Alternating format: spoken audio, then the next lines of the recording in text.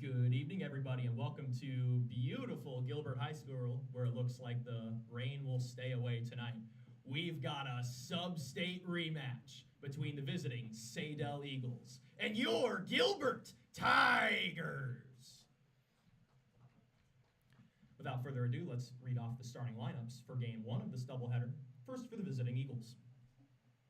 Leading off, the shortstop, number 1, Braden Boston. Batting second, the second baseman, number 2, Turner Bennett. Batting third, the right fielder, number 5, Ryan Van Houten. Batting fourth, the first baseman, number 24, Cam Jorgensen. Batting fifth, the left fielder, number 4, James Townsley. Batting sixth, the third baseman, number 3, Adam Main. Batting seventh, the catcher, number 6, Blake Fish. Pitching and batting eighth, number 7, Brady Hicks. And batting ninth, the center fielder, number 10, Chase Sharp. And now, the starting lineup for your Gilbert Tigers, leading off the center fielder, number 2, Tommy McGuire. Batting second, the right fielder, number 12, Alden Short. Batting third and on the mound tonight for your Tigers, number 30, Trip Sturgill. Batting fourth, the catcher, number 15, Blake Bell. Batting fifth, the shortstop, number 10, Ian Eldred. Batting sixth, the first baseman, number 22, Seth Popish. Batting seventh, the left fielder, number 27, Micah Leyva. Batting eighth, the third baseman, number 20, Matt Zaz. And batting ninth, the second baseman, number 6, Josh Grauwinkle. Ladies and gentlemen, at this time, if you are able, please stand and remove your hats for the playing of our national anthem.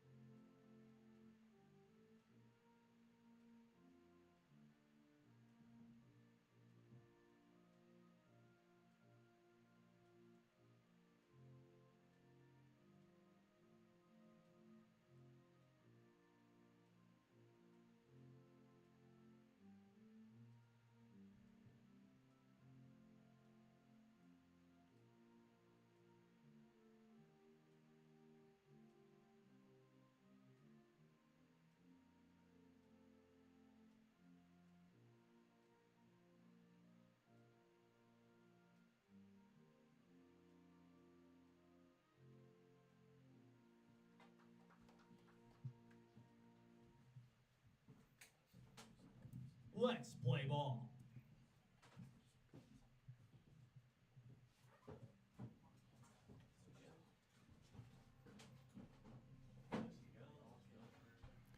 Good evening, everybody, and welcome to Gilbert High School Baseball. The sun is shining, and the rain should stay away tonight. My name is Cael Sleezer, and it is once again my honor and privilege to be the voice of Gilbert Tigers Baseball this season. Folks, we've got a good one tonight. I've had this one circled on the calendar for a long time. It's a sub-state semifinal rematch against the Saydel Eagles. This was must-watch baseball last summer.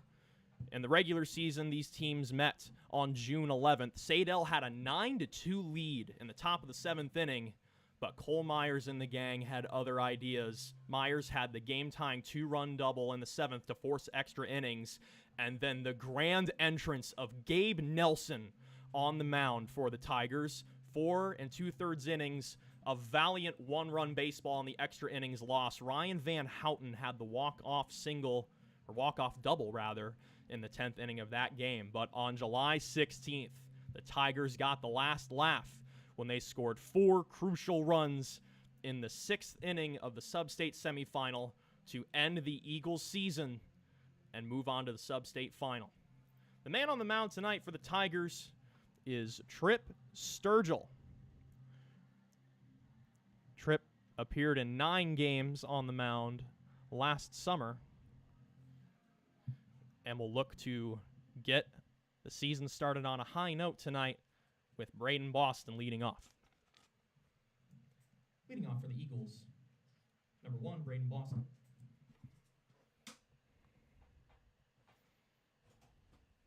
The Eagles lost a lot of firepower from their roster last year.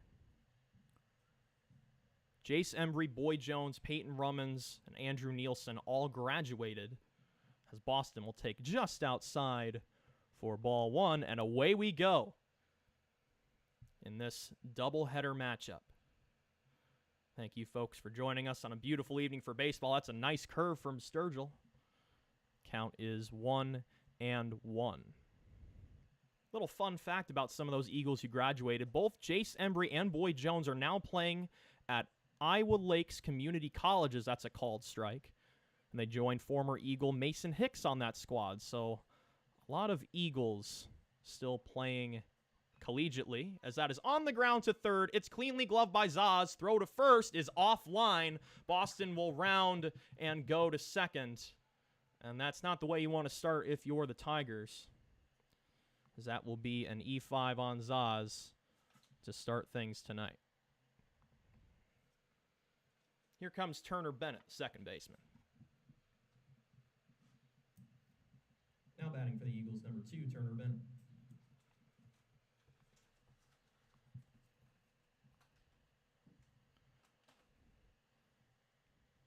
Zaz fielded that ball cleanly, just sailed it a little bit. Seth Popish over there at first couldn't quite corral it.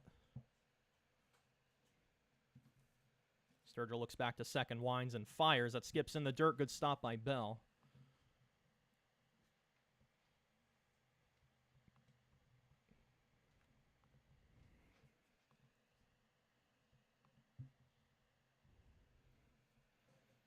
Here's the 1-0. That'll curve just outside 2-0. Wind is much friendlier than it was on Monday. By Gilbert standards, it's not blowing very much tonight. Light breeze from left to right. So that one is low, 3-0, and Sturgill's quickly falling behind. The Eagles did win their first matchup of the year last night. They had to postpone a couple of their games earlier this week too, but got a game in against Newton last night where they won 5-3. Bunch Shellen pulled back, and a called strike. Sturgill stays alive in the at-bat, 3-1. Ryan Van Houten, who had the walk-off double to win the first matchup against these teams last year, awaits on deck. Sturgill keeping a very close eye on Boston at second. Swing and a miss. Good fastball. Upper half of the zone, and the count is now full. Let's see what Bell dials up here behind the dish. Will they go chase pitch, or will they attack Bennett? It's attack. Fastball, strike 3. And a great job bouncing back there by Sturgill. His first strikeout of the night. Here comes Van Houten.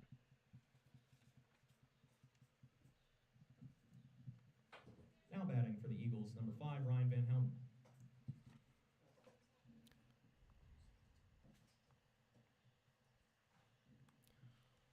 So Bennett goes down swinging for the first out of this doubleheader. And that one's fouled off to the left side. I'll go off the porta potties down there. I hope that didn't startle anybody.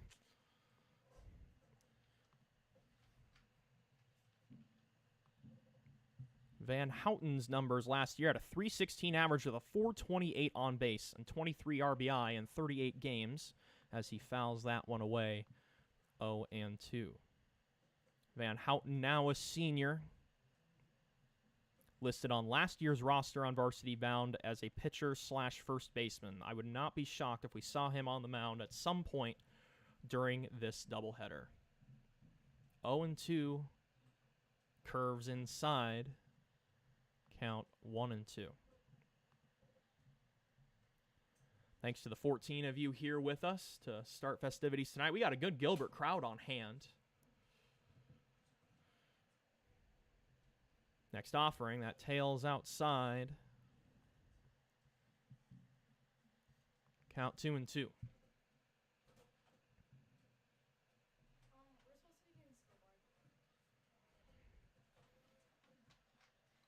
Let's see what Sturgill wants to dial up here. 0-2. That's laced foul down the left field line.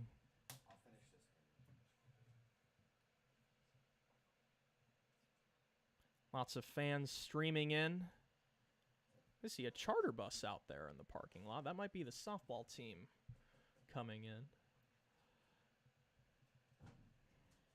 Van Houten's not making things easy on Sturgill here. As we'll see another 2-2 that is flared out to left.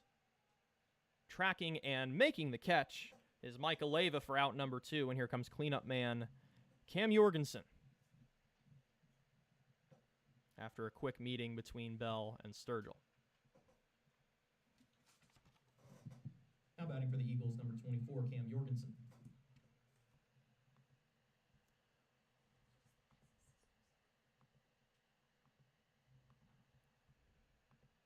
So score that one. And F7 for anyone keeping track at home. And that one tails in for a strike. For those of you just joining us, Braden Boston started this game reaching on an E5.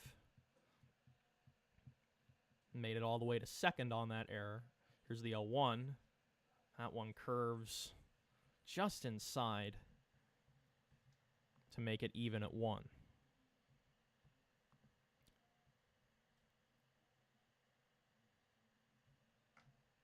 And Sturgill will step off. Keep an eye on Boston out there.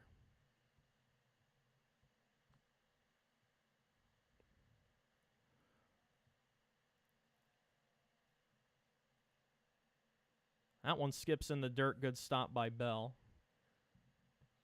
to make it 2-1.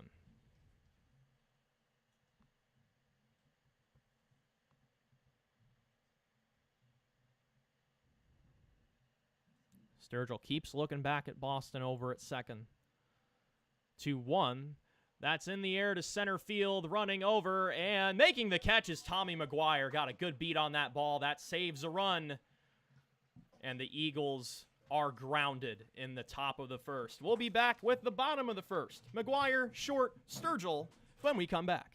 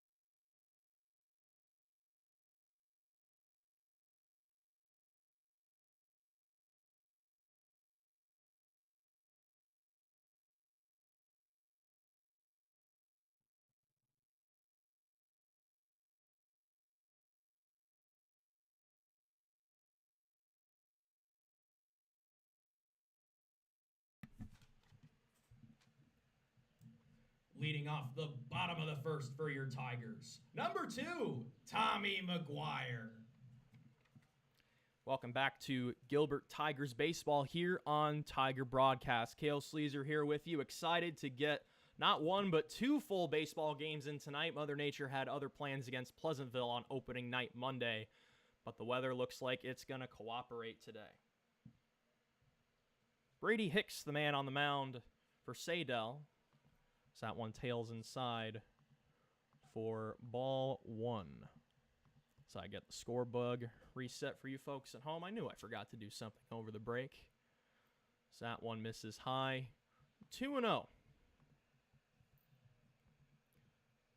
Tommy's batting line last year, .253 average, .316 on base, and 7 RBI in 28 games played, with stellar defense to back it up as he swings and misses. First strike one there. See if we can find Brady Hicks's pitching numbers from last year. So that one tails high and inside, 3-1. Hicks is a freshman last year. Put up a 1.39 ERA and 65 1/3 innings pitched, compiled a 6-2 record. So not bad stuff from the freshman. That misses high for ball 4, and McGuire leads off the inning with a free pass. Here comes Alden Short. Now batting for your Tigers, number 12, Alden Short.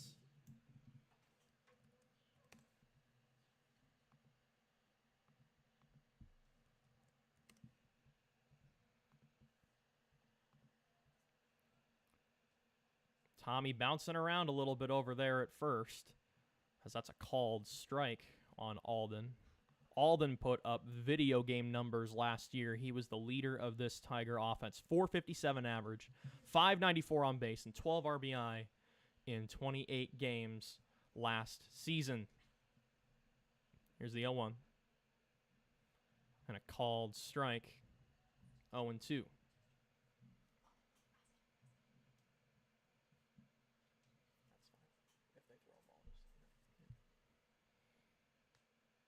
Tommy being held on at first. He's got happy feet over there. So that one's foul back to the screen. We'll have another 0-2. As Blake Bell will trot over to get that baseball. I promise the weather is nicer than it looks on your screen, folks. There's really only that one nasty cloud in the sky above left field. Everything else looks pretty friendly. Throw back to first. Tommy dives back in safely.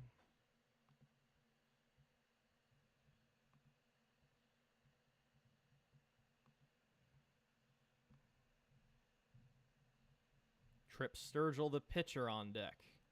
As the runner goes, that tails away, and that is going to be a clean stolen base for Tommy McGuire as he beat everybody on that. Didn't even warrant a throw. It's 1-2.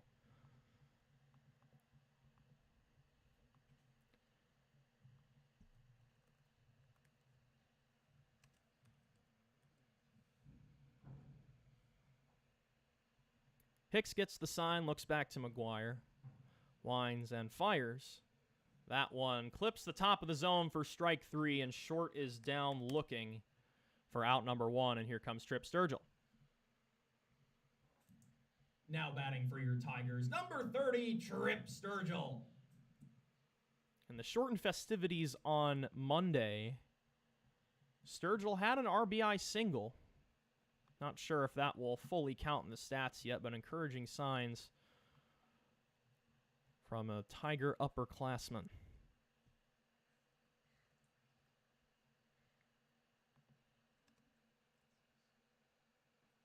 That one clips the edge of the zone for a strike.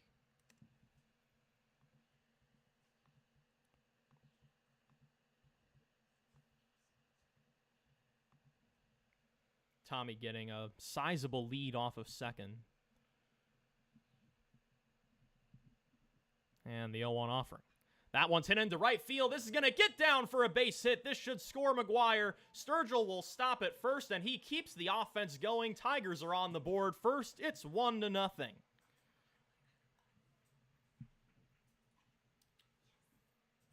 And that'll bring up the catcher, Blake Bell, and Isaac Renzi will run it first. Courtesy running at first base for your Tigers, number 5, Isaac Renzi. And now batting, the catcher, number 15, Blake Bell.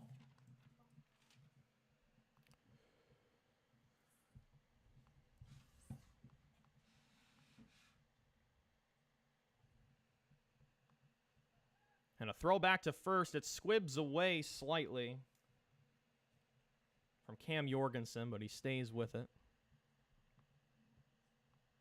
First hit of this ball game by either side.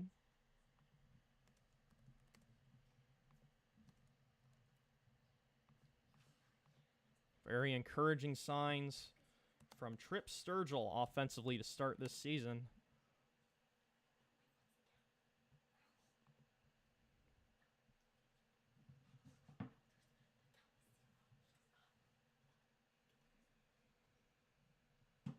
Next offering from Hicks.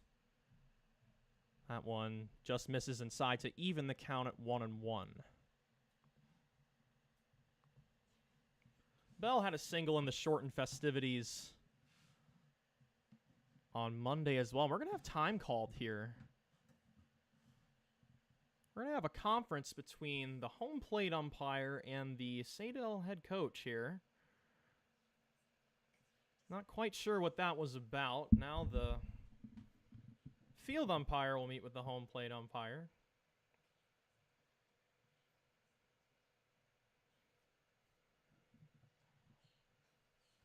One and one away, runner on bag number 1.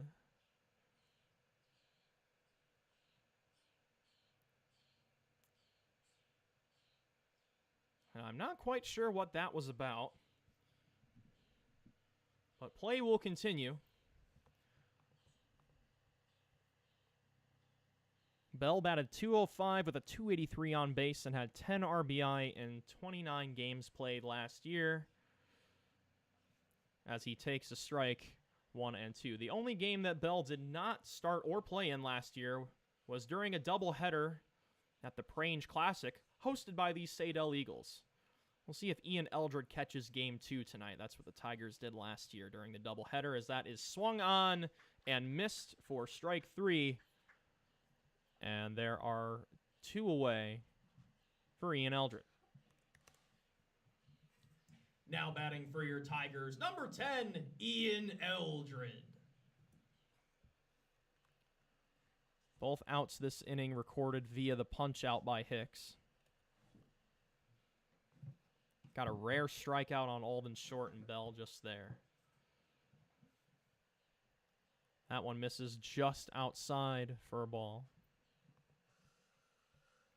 Eldred batted .238 with an impressive .373 on base last year. Started all 30 games for these Tigers, as Isaac Renzi is checked on over at first.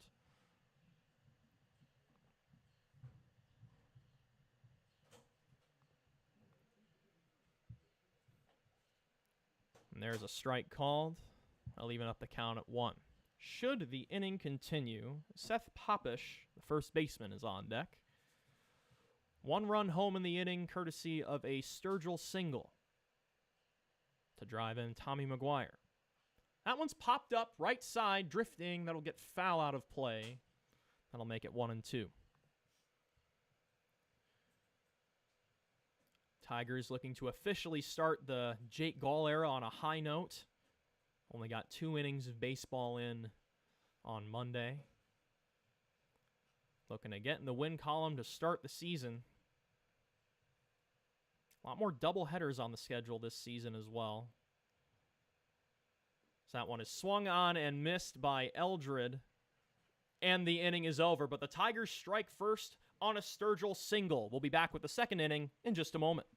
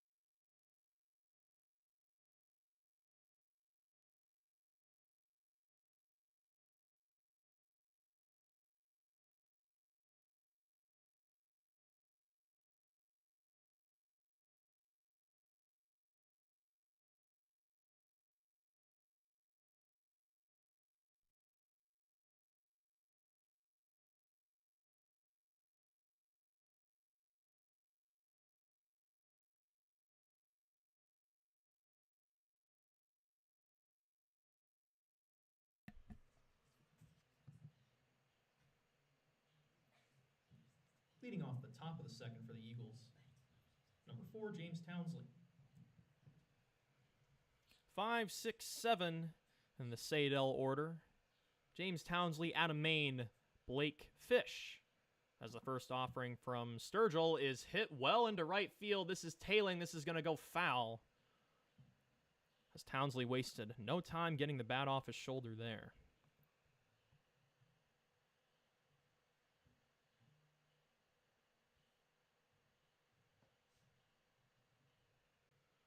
Eagles looking to strike back after giving up a run in the bottom of the first. That one just misses low, 1-1. Braden Boston reached on an error to lead off the last inning, but the Eagles couldn't capitalize.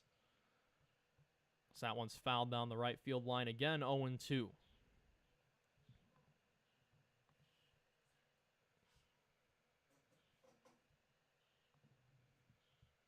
That one misses high and tight. That'll even up the count at 2 apiece. Saydel finished with a 25-13 record last year. So that one is just fouled out of the glove of Bell. Good job by Townsley to stay alive there. We'll have another 2-2. We'll see what the wind gusts look like out here tonight as I whip out my weather app. That one is swung on in the dirt for strike 3. No contact. Bell will throw down to first for the strikeout and out number 1 here in the top of inning number 2. So that'll bring up Adam Main, the senior. Now batting for the Eagles, number 3, Adam Main.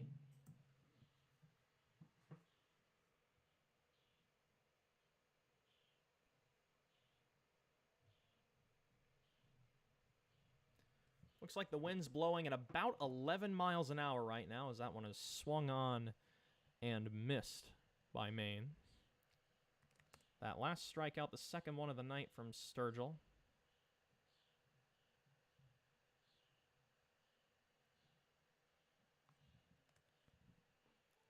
That one falls in for a strike. Count is 1-2. That one misses high, count 2-2.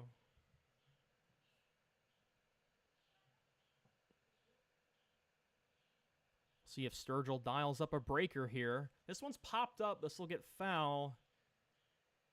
And it did get behind our press box. Sometimes we wait for the loud bang on a straight foul back. No loud noises there. Sturgill working quickly. Another 2-2 in the dirt, 3-2. Van Houten batted .316 with a .428 on base and had 23 RBI in 38 games. That's on the ground. Cleanly gloved at shortstop. Throw to first. Nicely dug out by Seth Popish for out number 2. Good strong throw from Eldred there. And here comes Blake Fish. Now batting for the Eagles, number 6, Blake Fish. Don't know why I read off Ryan Van Houten's numbers there when he wasn't batting. But Adam Main last year had a .321 average, .394 on base. 2 homers, 25 RBI in 37 games.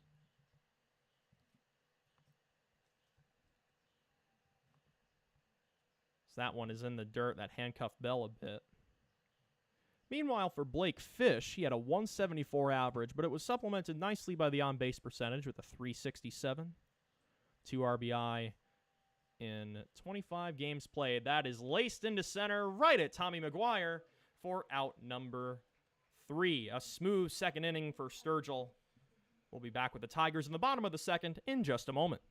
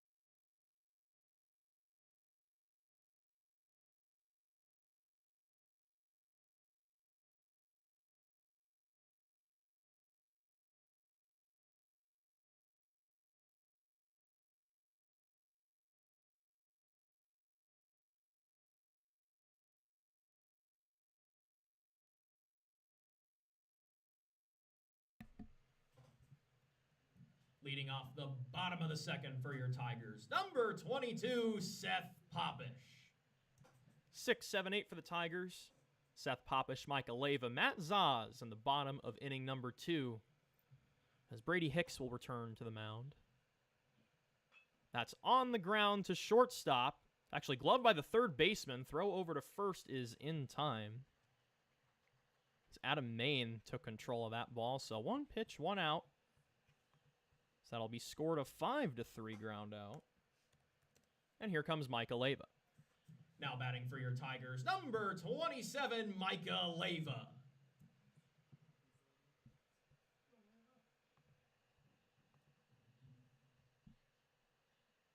Good to see Micah back in the starting lineup this year, as that one is chopped to third. And it's bobbled at third. It snuck under the glove of Maine that time. And that'll be an E5. Here comes Matt Zaz. Now batting for your Tigers, number 20, Matt Zaz.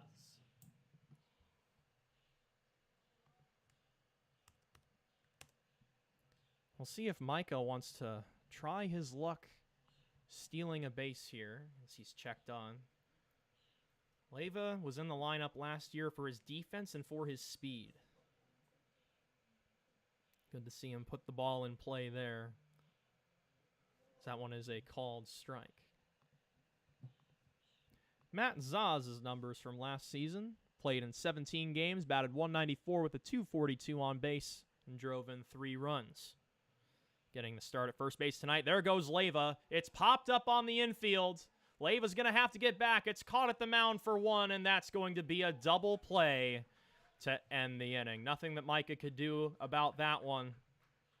Just got caught in the air on that pop-up. That ends a very quick bottom of the second inning as the Tigers go 1-2-3. We'll be back with the third inning in just a moment.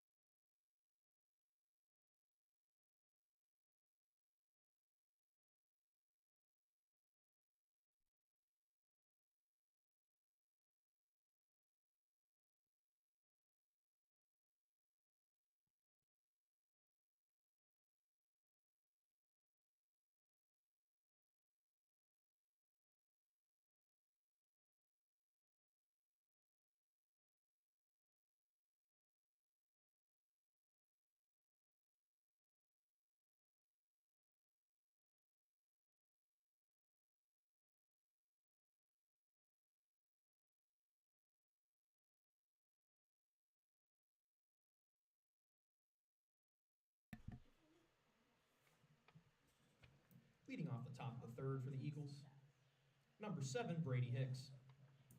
8-9-1 for the Eagles. Brady Hicks, Chase Sharp, and then back to the top of the order with Braden Boston. Thank you, folks, for joining us here tonight on Tiger Broadcast for this doubleheader. Cael Sleezer here with you. So that one is tapped foul for strike 1, and we have officially made it farther than we did on Monday night with the weather. I'm all for rain every now and then. My grandfather's a farmer. Need to water those crops, but keep it away during the baseball games, please. So that one's a called strike. Good bender from Sturgill there, 0-2. Let's see what Bell dials up here on a payoff pitch. Hicks got through a very quick 1-2-3 inning on the mound. So that one misses just high for ball 1. Hicks in his freshman year last year, 32 games played, 118 average, 167 on base, and an RBI. Made his living on the mound as he swings and misses at that one for strike 3 and out number 1. Third strikeout of the night for Sturgill, and here comes Chase Sharp. Now batting for the Eagles, number 10, Chase Sharp.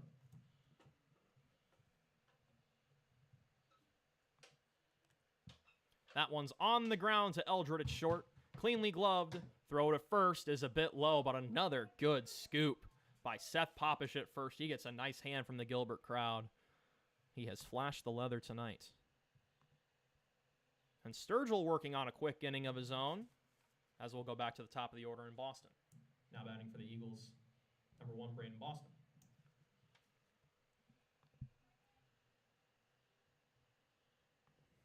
Another 6-3 ground out. So that one skips in the dirt. Count 1-0. When Sturgill has missed tonight, it's been in the dirt. That's not a terrible place to miss. So that one misses low again. 2-0. Boston reached on an E5 to start this ballgame, but did not make it any further than second, as that's on the ground to third. Cleanly gloved by Matt Zaz, right into the glove of Popish. And another quick half inning, as we'll go to the bottom of inning number 3, where Josh Grauwinkle, Tommy McGuire, and Alden Short await at the other side of this break. We'll be right back.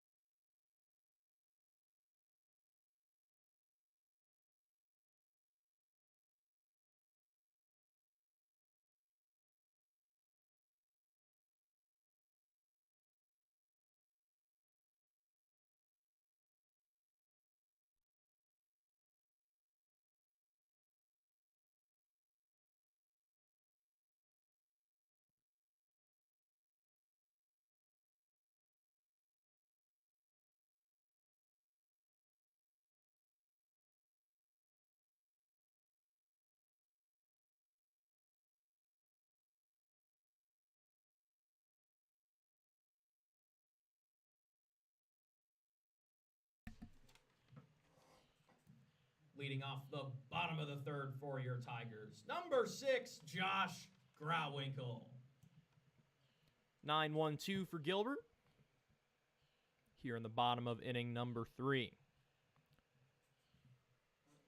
2 back-to-back 1-2-3 half innings. So that one is a bit of an awkward swing there from Grauwinkle for strike 1. Josh last year in 21 games played, 184 average, 317 on base, and 2 RBI. Had a bit of an injury bug at the beginning of the year, but got healthy, got in the lineup, as that's a called strike 2.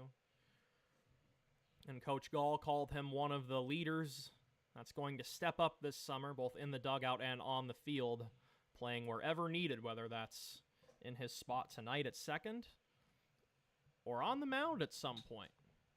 Coach Gall teased some mound innings for Josh. He's down 1-2 here. So that one's fouled back to the screen. He stays alive. So Alden Short will jog over from the dugout to get that stray baseball. And that ugly cloud above the left field skyline is gone. Good to see that. Beautiful day for baseball. A little bit on the cold side, but you don't mind that at the beginning of the baseball season. That one is swung on and missed for strike 3. Good curveball there from Brady Hicks. And we're back to the top of the order with Tommy McGuire. Back to the top of the order for your Tigers. Now batting number 2, Tommy McGuire.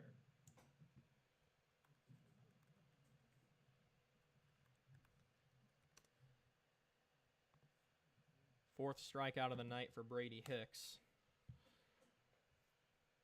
So that one just misses the upper outside corner for a ball. Tommy drew a walk on 5 pitches last time and then swiped a bag and came around to score the only run of this game so far as he takes ball 2 here. He was driven in by Trip Sturgill, who is currently in the hole. Alden Short awaits on deck. Here's the 2-0. That one's popped up, drifting towards center field, camping under it, and making the catch is Chase Sharp. And that's out number 2. Here comes Alden Short for his second turn. Now batting for your Tigers, number 12, Alden Short.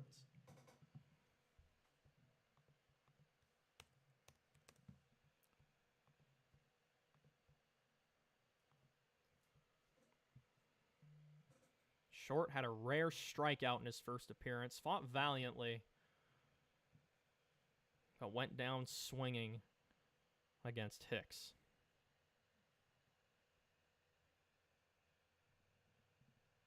That one swung on and missed. Count is 1-1.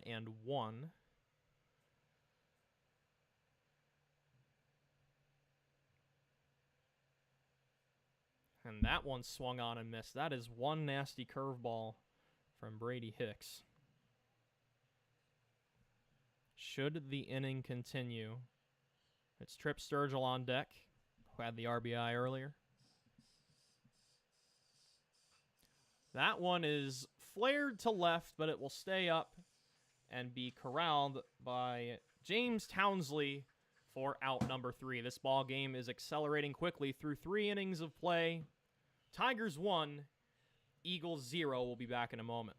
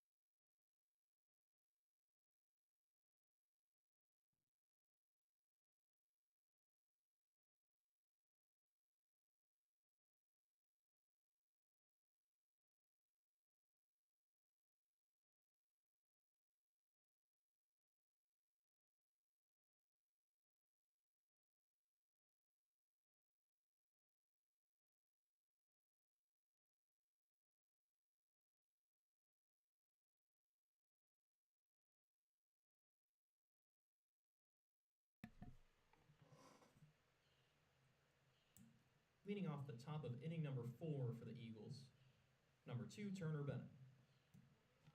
2, 3, 4 for the Saydel order. Turner Bennett, Ryan Van Houten, Cam Jorgensen.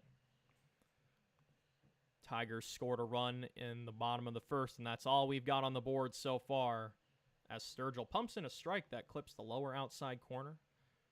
For those of you just joining us, my name's Cael Sleezer. Thank you for joining us here on Tiger Broadcast. That is up the middle. It's going to be cleanly gloved by Eldred. Throw to first, right on the money. Ian has been sharp at shortstop tonight. And 2 pitches, 1 out to start the 4th, as Ryan Van Houten will stand in. Now batting for the Eagles, number 5, Ryan Van Houten.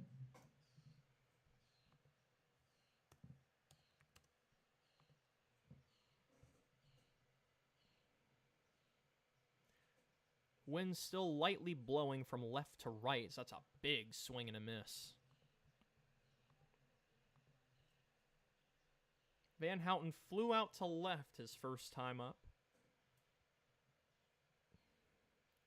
Here's the 0-1. That's on the ground to Eldred again, and that will just sneak through. It was a tough play. Hit very hard. We'll give Van Houten the base hit. He was flying down the line there. So a 1-out single will give Cam Jorgensen a man to work with. Now batting for the Eagles, number 24, Cam Jorgensen.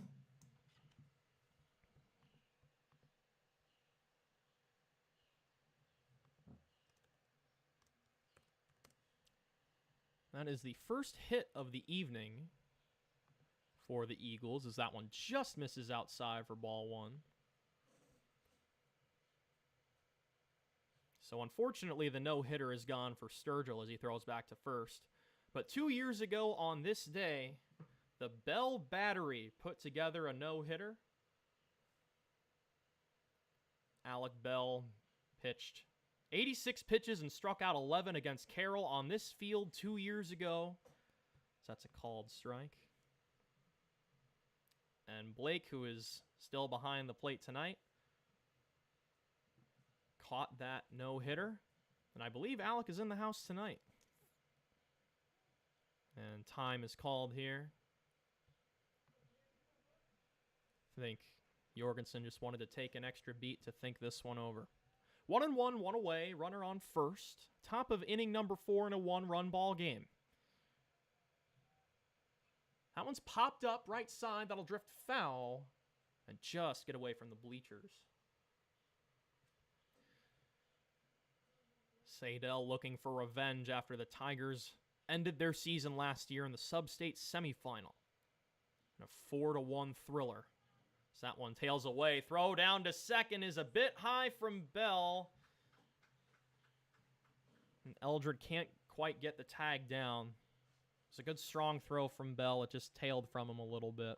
That will be a stolen base. The count is 2-1.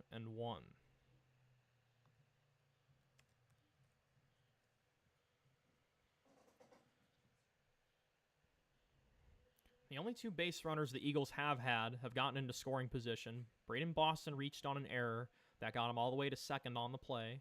So that one is swung on and missed. And that is strike 3. 2 away for James Townsley. Now batting for the Eagles, number 4, James Townsley.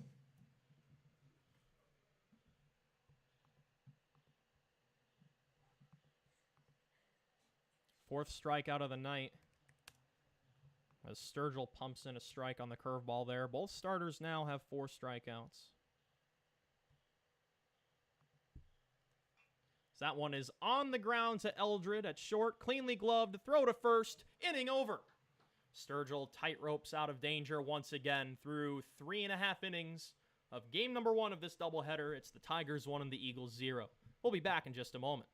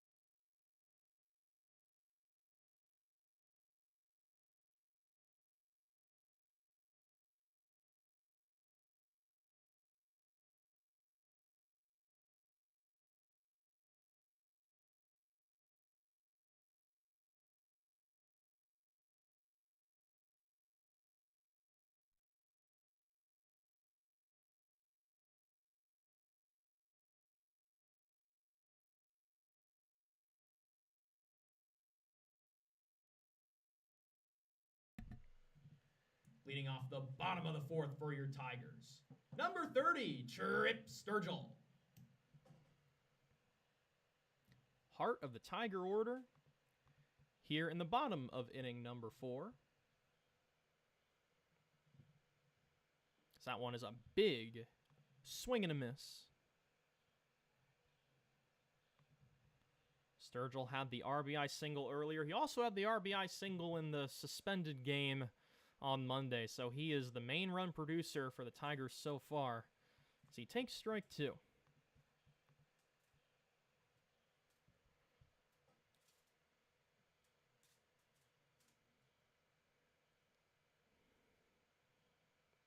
That one misses outside. 1-2. One of the things that I don't mind as a broadcaster, especially at the high school level, is when someone corrects me on pronunciation. Rule number 1 of being a broadcaster, if you don't pronounce the name right, you're doing it wrong. So that is strike 3 on Sturgill as he swings and misses. Here comes Blake Bell. Now batting for your Tigers, number 15, Blake Bell. Had a Saydel parent kindly come in here and say that the pronunciation is Cam Jorgensen and Adam Mine for the Eagle lineup. So I do apologize about that, as that swung on and missed. But folks, seriously, if I am getting a name wrong, please correct me. The most annoying thing about watching other broadcasters is when they get names wrong over and over again and they don't make the adjustment. And I do my best to get all the information I have, and every now and then you make a mistake, but I do appreciate when parents come up here and correct me. So thank you to that Saydel parent for setting me straight. It's important to get the kids' names right. So that tails outside. 2-1. Bell struck out last time. He is one of now 5 strikeout victims for Brady Hicks. Has pitched very well despite being on the hook for the loss at this point in the game. Still a lot of baseball to play tonight. Got a game after this one as Bell calls time.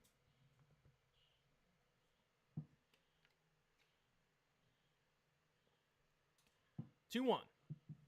That one clips the outer edge. Good location there from Hicks.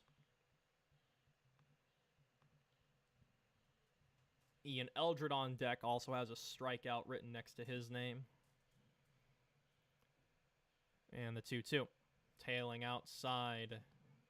3-2.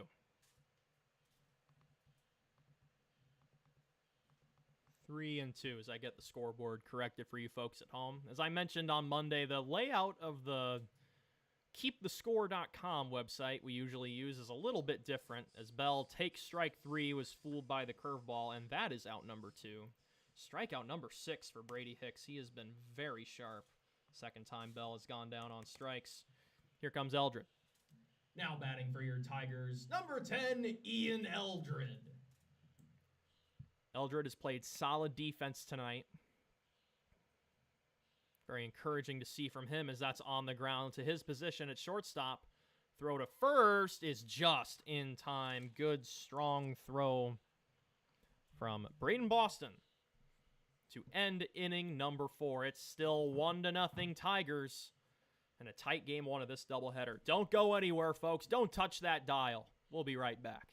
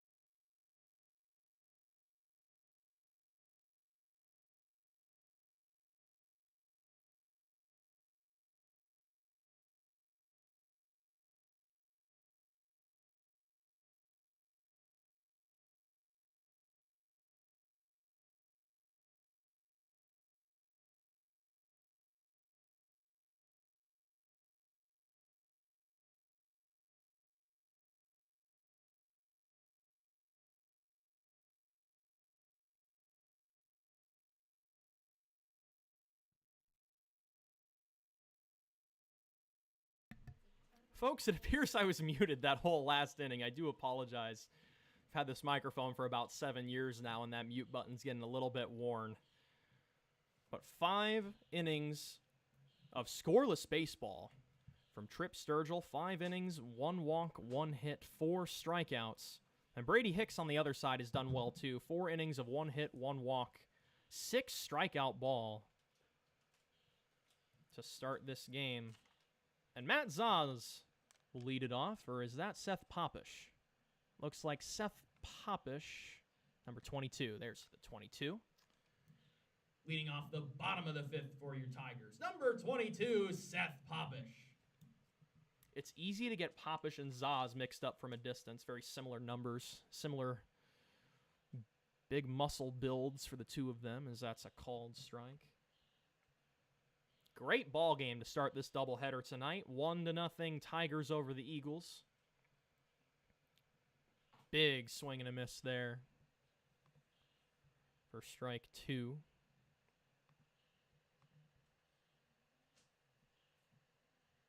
Popish grounded out to third his last time. So that one is fouled away.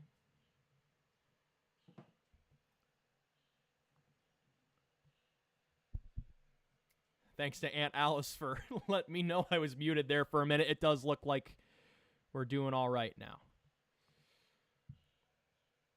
And that is a nice curveball that clips the outer third for strike 3.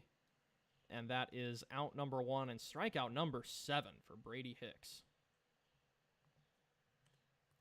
Here comes Leyva. Now batting for your Tigers, number 27, Micah Leyva. Leyva reached on an error last time as that tails outside for a ball.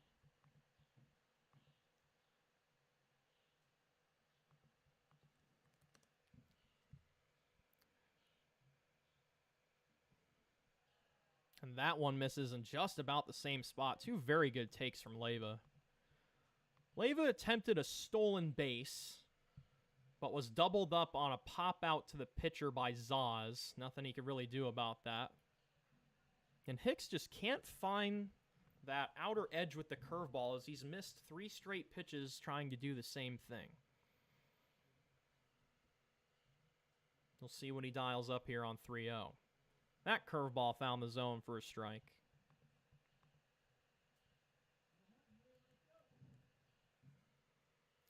Leyva's played a nice left field tonight. He was in right field a lot last year as the designated player. As that's on the ground, that squibs by the glove of Hicks. And that's going to be an infield single for Micah Leyva. Good hustle.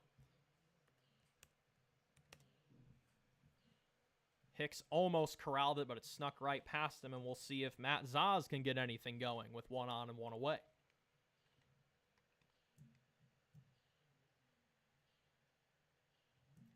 Now batting for your Tigers, number 20, Matt Zaz. Looked like Zaz got some coaching advice there from Coach Gall at third. There's a runner on with 1 away. That one skips in the dirt for ball 1.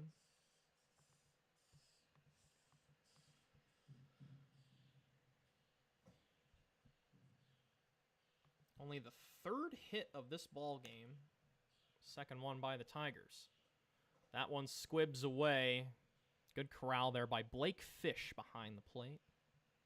Count 2-0.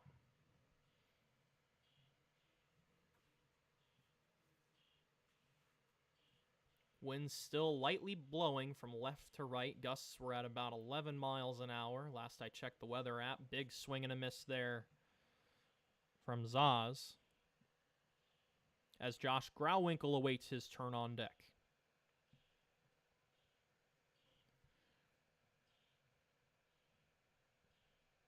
Two-one. Just low 3-1. Good plate discipline being shown here by the Tigers in this inning. Laying off some very close pitches. And a throw back to first. Leyva dives back in safely. Good quick move there by Hicks. There is no action in the Eagle bullpen, and it doesn't look like the Tiger pen is up either. This will be Hicks v. Sturgill for the foreseeable future. Great pitching duel here. The only run scored in this game in the bottom of the first. A stalemate since then. 3-1. High and away, ball 4. Good at bat from Matt Zaz, and we'll see if the senior leader, Josh Grauwinkle, can make something happen here.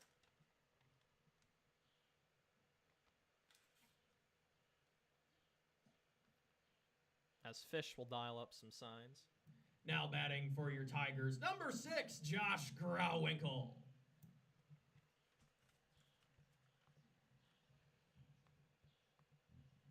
Second walk of the night issued by Hicks.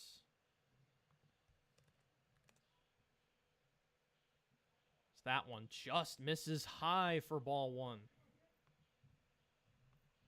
Hicks has struggled trying to find that outer edge of the zone with the breaking ball this inning.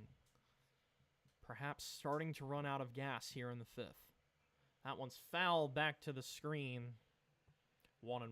One of the tricky things for pitchers starting a baseball season is working on that pitch count. Usually in your off-season programs, you build up, get that pitch count going.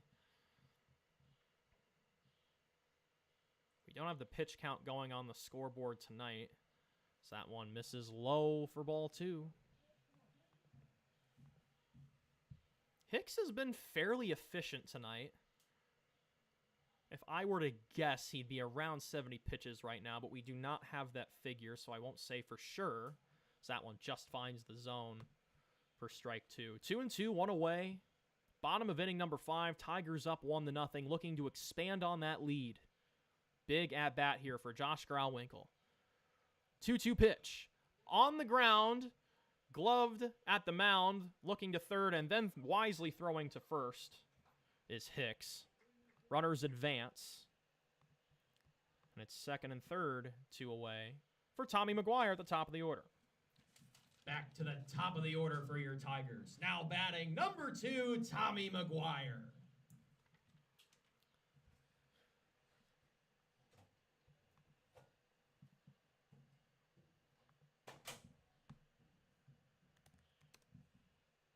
Tommy has walked, stolen a base, and flown out to center field. Takes all the way there for strike 1.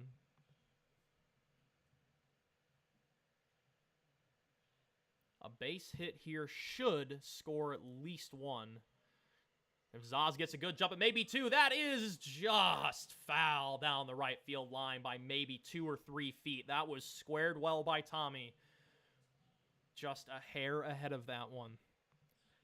Count is 0-2. That definitely would have made it 3-0 if that would have stayed fair.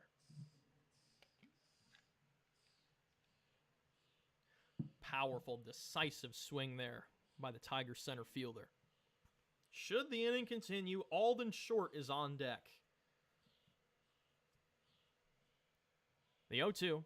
That is through for a base hit into right field. 1 run is in. Zaz is held at third. It's 2-0. Tommy McGuire, RBI single, gives a hand to himself on base. Gives a fist bump to the base coach, and the inning will continue for Alden Short.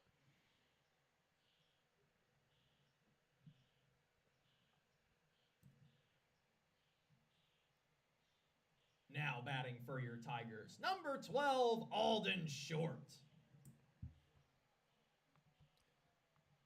Tigers now lead 2-0 with runners on the corners. Great at-bat from Tommy there. And Tommy will go. It misses high, and it is eaten wisely by Fish there. It'll be a stolen base.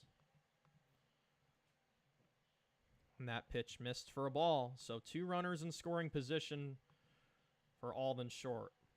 Looking to get started after striking out and flying out to left. Big swing and a miss there. 1-1. 3 hits on the night now for the Tigers.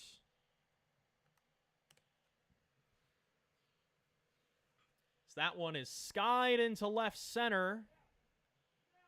Getting under it and making the catch is Chase Sharp. And the inning is over, but the Tigers put on one more to their 1-run lead. They now lead 2-0 after 5 innings. We'll be back with inning number 6 in just a moment.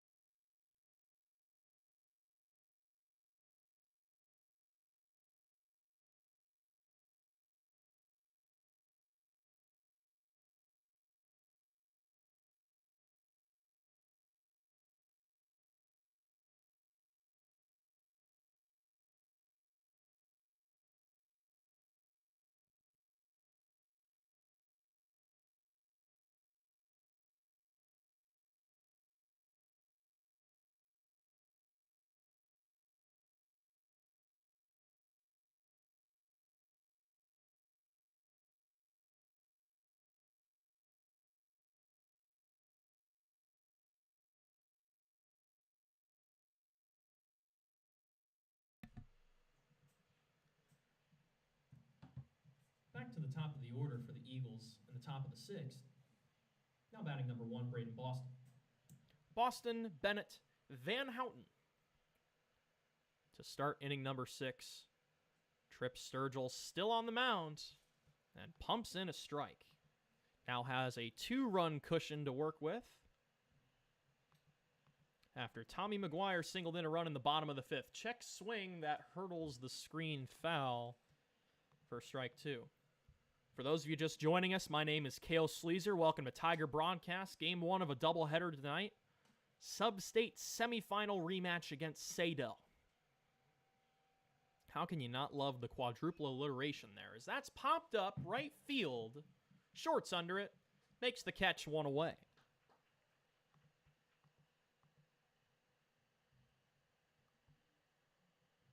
Score that one an F9 to make Boston 0 for 3. Here comes Turner Bennett. Now batting for the Eagles, number 2, Turner Bennett. I have to give credit to the Eagles here. This is one of the best high school lineup cards I've seen, as that is popped foul out of play. I've broadcasted as high as we'll call it the semi-pro level, and there's not a lot of lineups as that's pop foul. There's not a lot of lineups that have every player typed down as like a pre-made little roster on the bottom of the lineup card. I have that for Saydel as that misses inside. And they are going to say that hit Bennett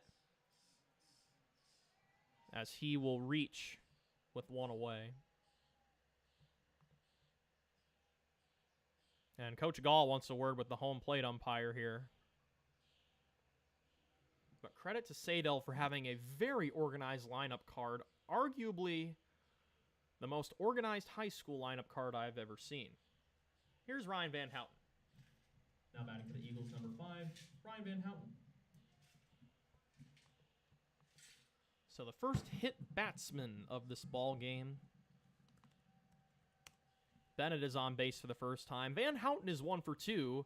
And great stop by Bell back there to save a wild pitch. That tailed very far inside. There is action in the Tiger bullpen. I believe that is Isaac Renzi warming up down there, based on what I can see from the obstructed view we have here in the press box. Here's the 1-0. Down low, 2-0. Van Houten had that walk-off double in the first matchup against these teams last year.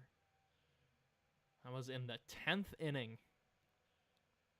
And that one misses well inside. Bell stops that one. So Sturgill having a little bit of command trouble here to start the 6th. Count is now 3-0, and we'll see how long Sturgill's leash is here with a potential go-ahead run on deck and cleanup man Cam Jorgensen. That's a called strike. Keeps the at-bat alive, 3-1.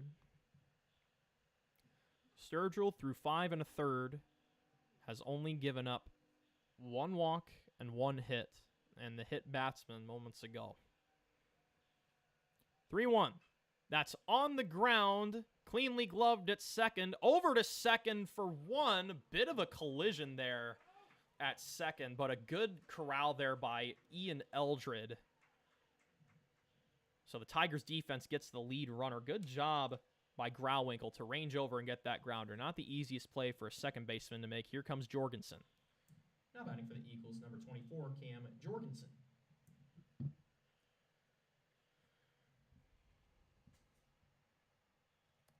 So a 4-6 fielder's choice for Van Houten. As that one misses for ball one as the score bug is updated for you folks at home. That one is hit into right center field, running over and not able to make the catch as Alden Short. It splits the gap. He collects it at the base of the wall. A run is being waved around, and that cuts the deficit in half as that will be an RBI double for Cam Jorgensen in the cleanup spot doing his job. And here comes James Townsley.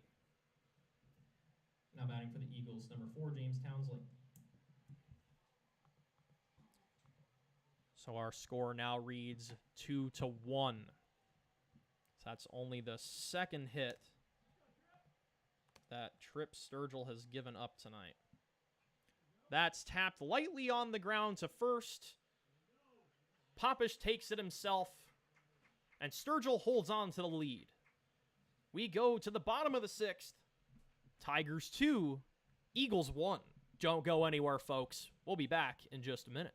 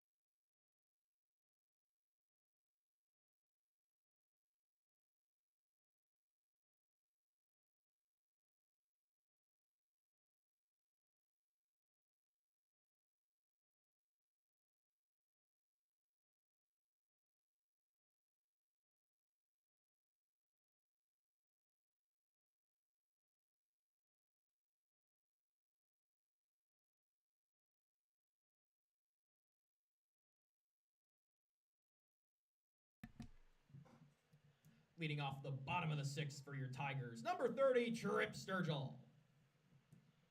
Brady Hicks remains on the mound for the Eagles. 2-1 ball game as Sturgill taps this one foul.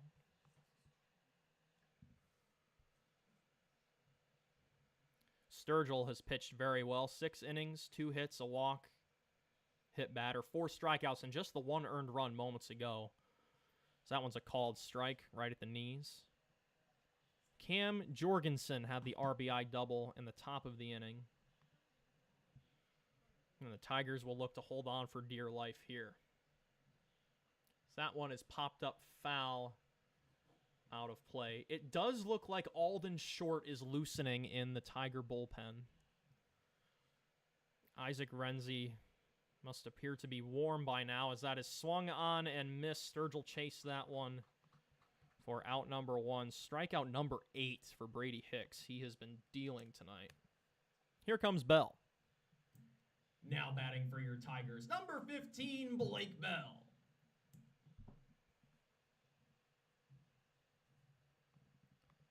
That's the second time Sturgill has struck out tonight. Bell has also struck out 2 times in as many appearances tonight. That one is laced foul.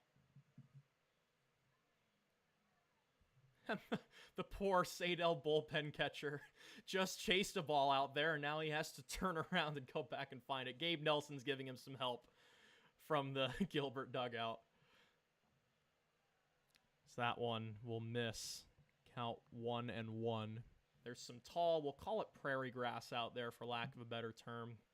My animal ecologist fiance would know the better term for that kind of shrubbery out there. As that one's popped up, that'll get foul into the Saydel bullpen, which is inactive at the moment. Count is 1-2.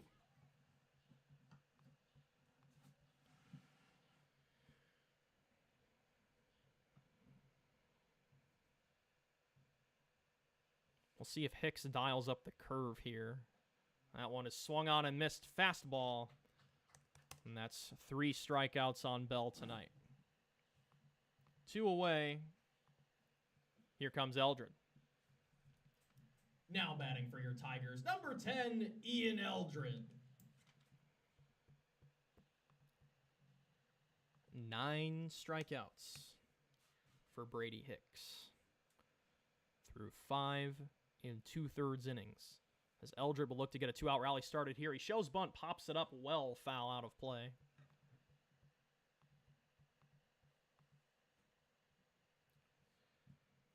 Eldred has played very good defense tonight. He's 0 for 2 at the plate. Eldred also had 2 two-run singles in the substate playoffs last year, which is worth mentioning.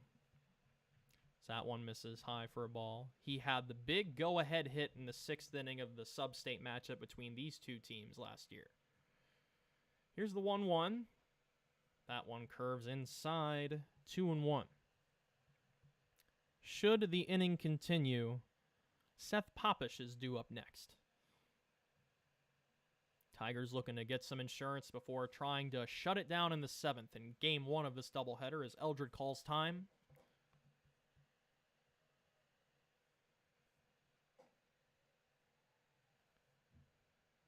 And that one will hit Eldred.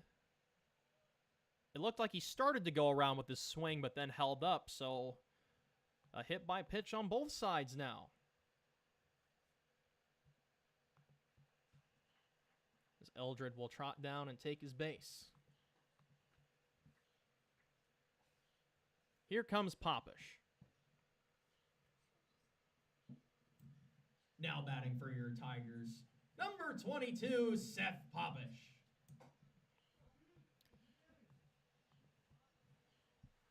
So Eldred reaches for the first time tonight. And he's checked on immediately at first base by Brady Hicks. What a treat of a pitcher's duel we have seen here tonight, folks. Brady Hicks and Trip Sturgill have shown us some great skill on the mound as that is swung on and missed for a strike. Popish is 0 for 2 with a strikeout. And that one's popped up right side, tailing. This should get foul out of play. It does.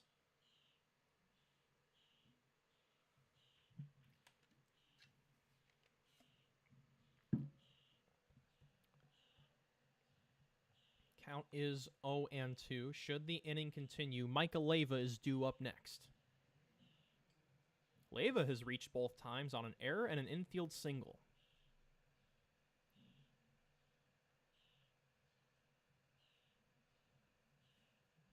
0-2 from Hicks. That tails outside for ball 1.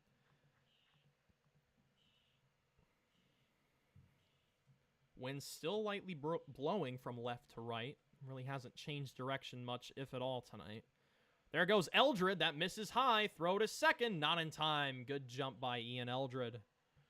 That evens the count at 2, as bag number 2 is now occupied. Second steal of the night for the Tigers, as Eldred joins Tommy McGuire on that list. That one just misses inside. Great discipline from Popish. It's 3-2.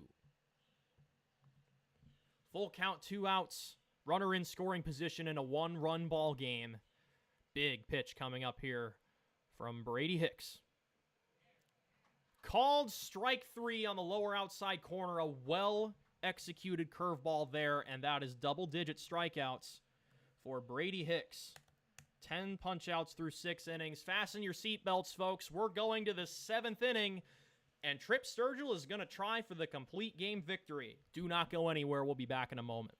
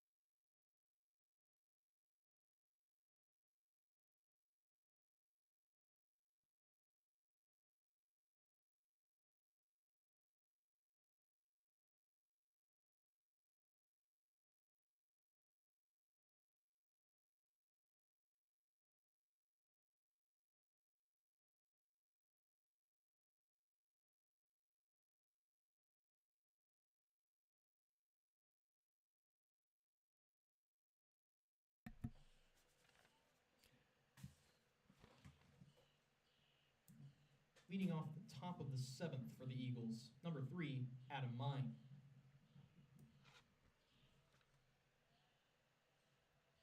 Six, 7, 8 for the Eagles here in the top of inning number 7. Tripp Sturgill has been masterful. He will get a chance to finish this game as that is fouled away for strike 1. Did not see any signals for defensive substitutions, so it should still be the same 9 Tigers out there. Popped up, shallow center, McGuire. One away.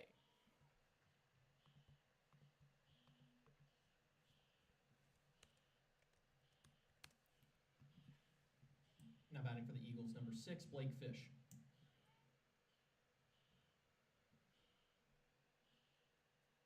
Fish has lined to center and drawn a walk to start this doubleheader. That misses high for a ball.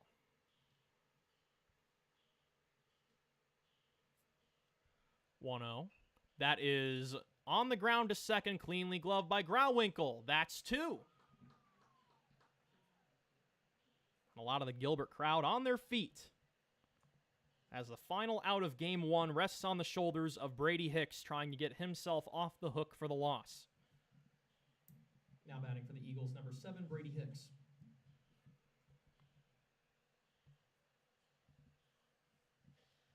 Four to 3 ground out there. I don't think Sturgill tipped that ball at all. Called strike 1, good curve ball. Tigers scored their runs in the 1st and the 5th, as that tail's low and away. Saydel got their run in the previous inning. 1-1. Called strike 2. Fastball found the lower inside corner. Should the inning continue, Chase Sharp awaits on deck. 1-2 from Sturgill. That's flared into right. That's going to get down for a base hit. So Game 1 stays alive as Chase Sharp will get another chance. Now batting for the Eagles, number 10, Chase Sharp.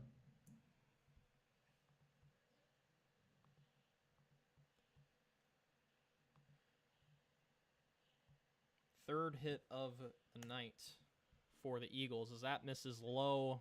Good stop by Bell.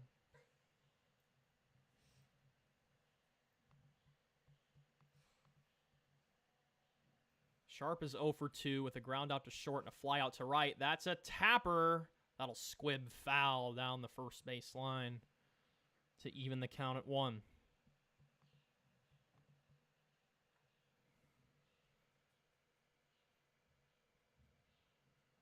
Should the Tigers hold on for this win, they will be 1-0 officially on the season.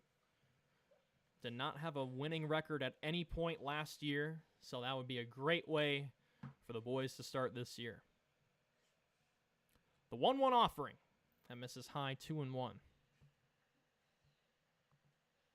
It would not surprise me if this was Sturgill's last batter should the inning continue, with the potential tying run at first. That one is fouled back for strike 2. As Turner Bennett will trot over and get that ball from his spot in the hole as Braden Boston awaits on deck should the inning continue. Payoff pitch, laced foul. Look out down there. And everyone is all right. Couple of kids with gloves down there. That's good to see. Be ready for anything. Another 2-2. Called strike 3. Tigers win. Our final score of Game 1, Tigers 2, Eagles 1. Tripp Sturgill gets a well-earned, complete game victory. 1 walk, 3 hits, 1 hit batter, 5 strikeouts, and only 1 earned run. Brady Hicks gets a tough loss on his line, despite pitching very well, notched 10 strikeouts. But the Tigers start the season on a high note at 1-0, and we will be back with Game 2 in about 30 minutes. Stay tuned, folks. Don't go anywhere. Go grab a bite to eat. I've got my packed dinner here that I'll munch on. We'll see you soon for Game 2. Go Tigers.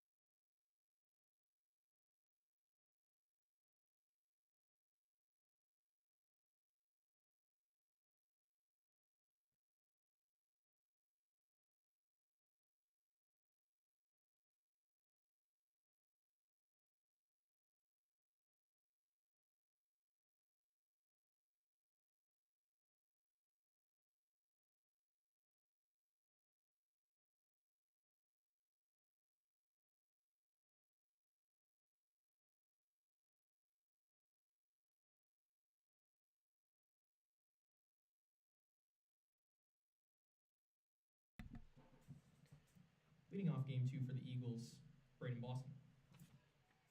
And game 2 is underway. And Matt Zaz on the mound for the Tigers as he deals ball 1 to Braden Boston. Still leading off and playing shortstop just as he did in game 1 as the count is 1-1. Still getting the lineups crunched in here to my computerized scorecard. So if I do fall behind here and there, I do apologize. James Townsley will pitch on the other side for the Eagles. As that misses 2-1.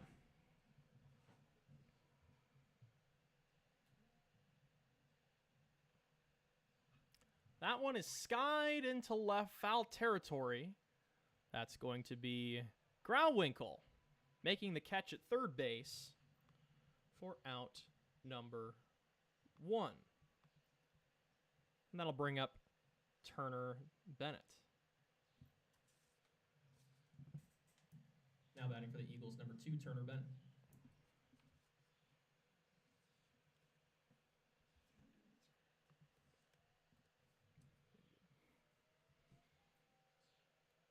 First offering from Zaz. Good curveball for a strike. We'll pull up Zaz's pitching numbers from last year. He did not pitch a ton. Actually, more than I thought. 21 innings in 8 appearances. Had a 4.33 ERA. 16 strikeouts in 21 innings pitched. Here's the 1-1. Swing and a miss for strike 2. Zaz looking sharp to start game 2.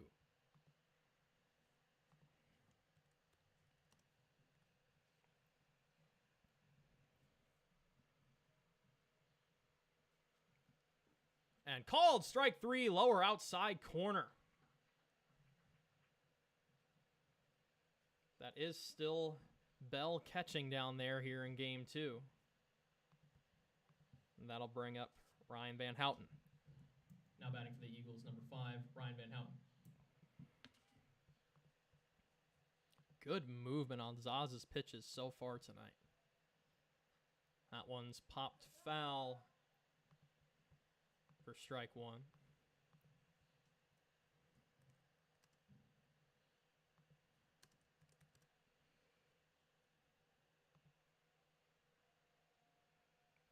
Next offering. That skips low and away for a ball.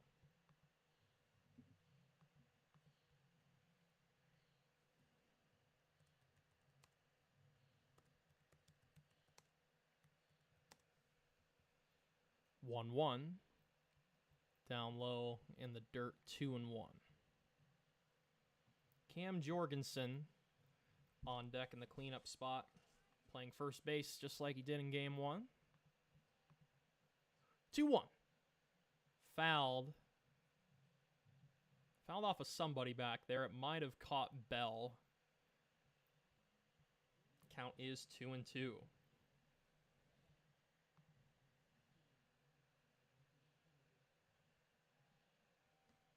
Next offering. Down low, 3-2.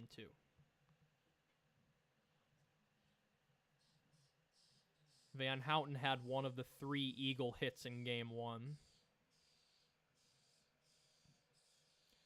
Payoff pitch. That one is flown deep to right field, running back, and not able to make the catch is Joey Pyfron out there. It'll be corralled by Tommy McGuire. Rounding second and going to third is Van Houten, and that is a 2-out triple that split that right center field gap right down the middle. First triple we've seen this evening. Good swing on a payoff pitch there from Van Houten. Here comes Jorgensen. Now batting for the Eagles, number 24, Cam Jorgensen.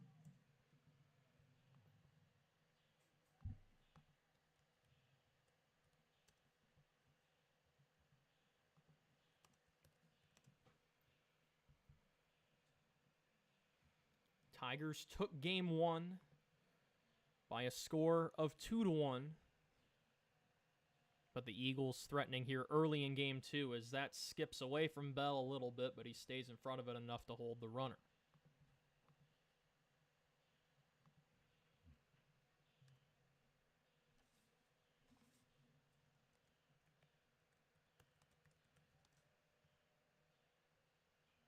That one fouled back. Evens the count at 1 apiece. Jorgensen drove in the only run for the Eagles in Game 1 with an RBI double in the 6th inning. That was also with 2 outs, if memory serves. That's on the ground to third, cleanly gloved. Groundwinkle over to Popish at first. And the Eagles strand a runner at third. We go to the bottom of the first. McGuire, Short, Sturgill to bat when we come back.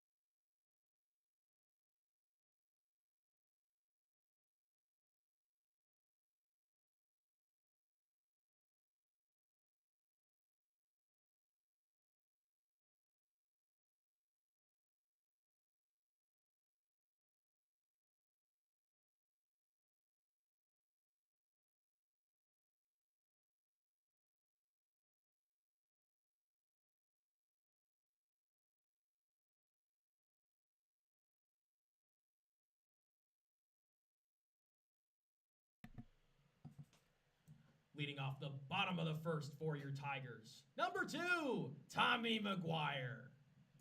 Got that like amazing narrator voice. Thank you.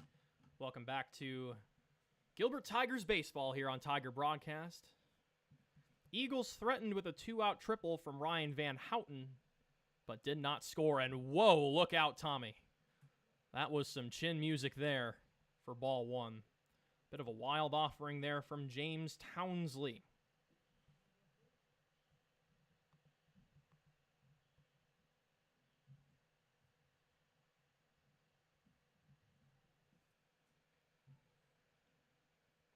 Here's the 1-0. And missing inside 2-0. Close curveball there. Tommy walked and drove in an RBI single back in Game 1. Here's the 2-0. High and away, 3-0. So Townsley yet to throw a strike.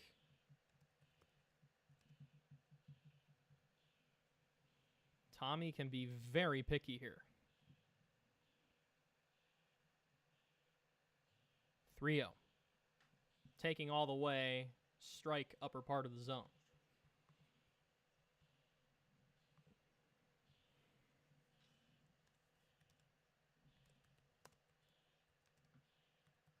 Next offering, bunt shown, laid down foul.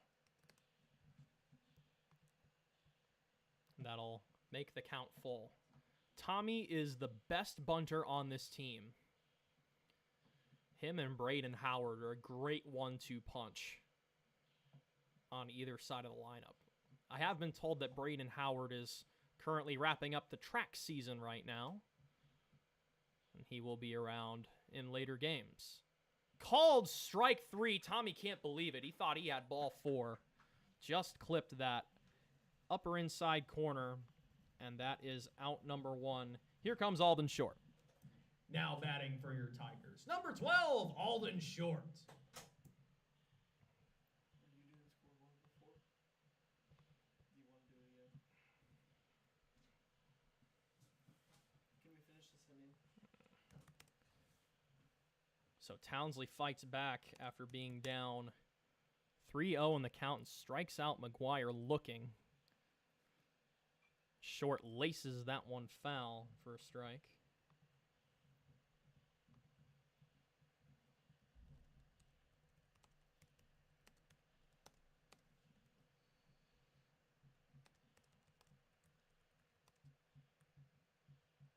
Next offering. Just high for ball one. 1-1, one away. Bottom of inning number 1 here in game 2 of a doubleheader between two substate semifinal opponents last year. That one clips the outer edge for a strike. Count 1-2.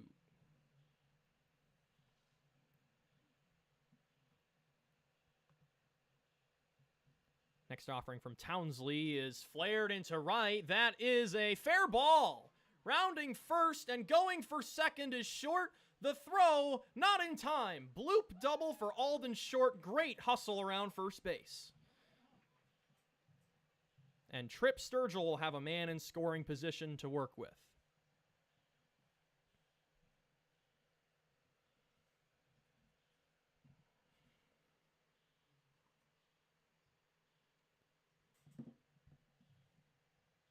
Now batting for your Tigers.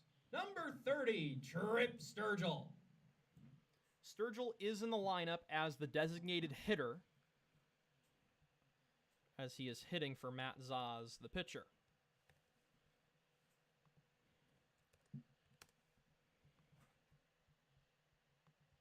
So a runner now in scoring position for the Tigers. They struck in the bottom of the first in game 1 and did not look back. Held on to win 2-1.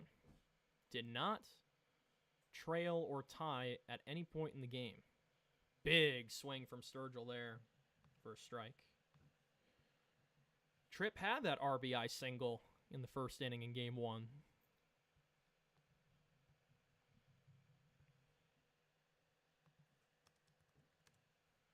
Next offering in the dirt. Good stop from Fish back there. Throw back to second. Alden scampers back in safely. Good pop throw there from the catcher, Blake Fish.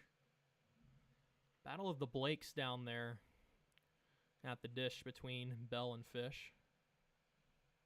Also, both have 4-letter last names. The odds of that have got to be low, right? So that one is tapped on the ground to shortstop. Short will advance to third. And Sturgill grounds out 6-3. And here comes Blake Bell with 2 away. Now batting for your Tigers, number 15, Blake Bell.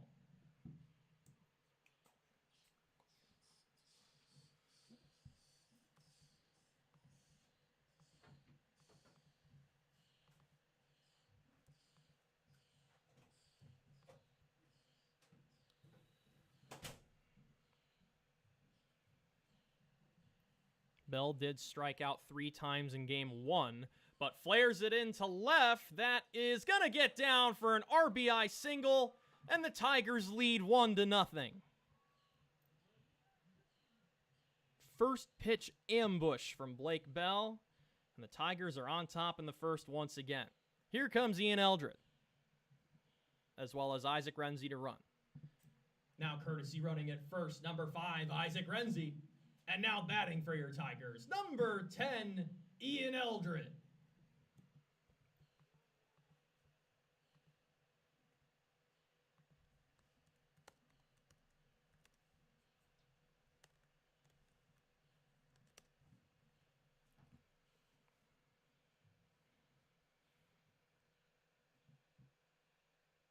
That one's on the ground to shortstop. It's cleanly gloved. Throw to first.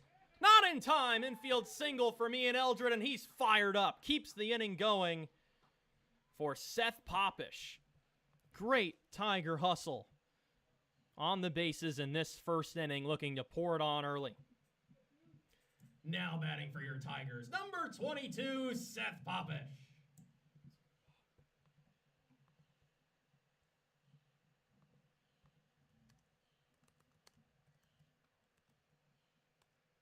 Seth is back at first for game 2. 3-hit inning for the Tigers and counting. That one's roped into left. That one's going to get down. This one should score another run. Throw to third is in time. The question is, did the run score? Umpire is pointing to the plate. So we are going to count the run. It is an RBI single for Seth Popish. The inning ends as a 2-0 run from the Tigers. We go to the second. We'll be back in a moment.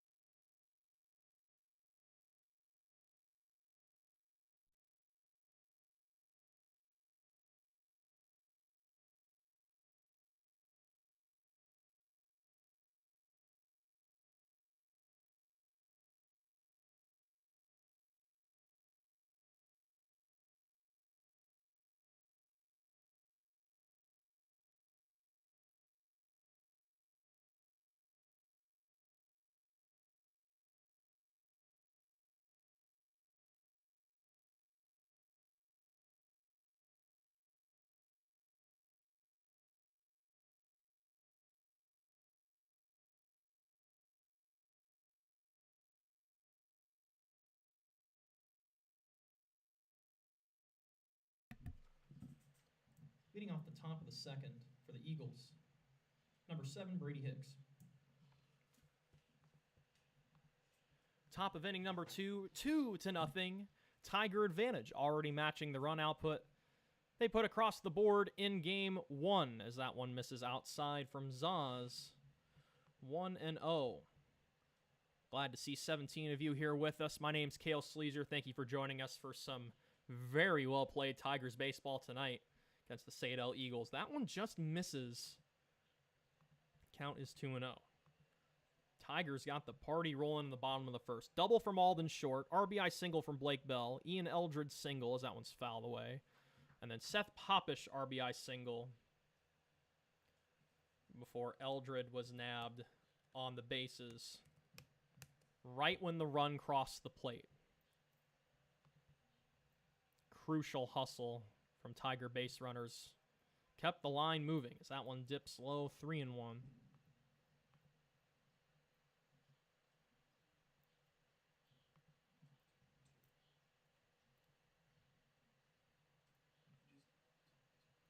Hicks is 0 for 2.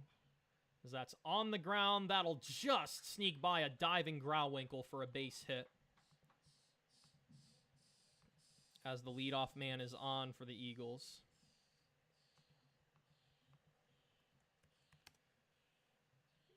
And here comes James Townsley. Now batting for the Eagles, number 4, James Townsley.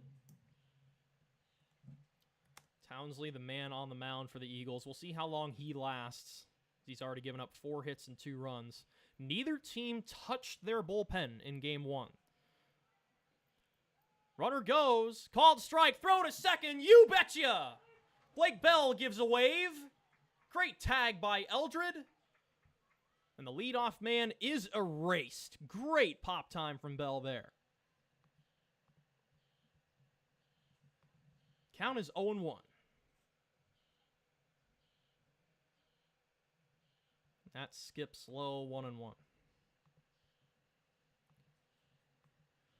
Townsley with the bat last game went 0 for 3 with a strikeout.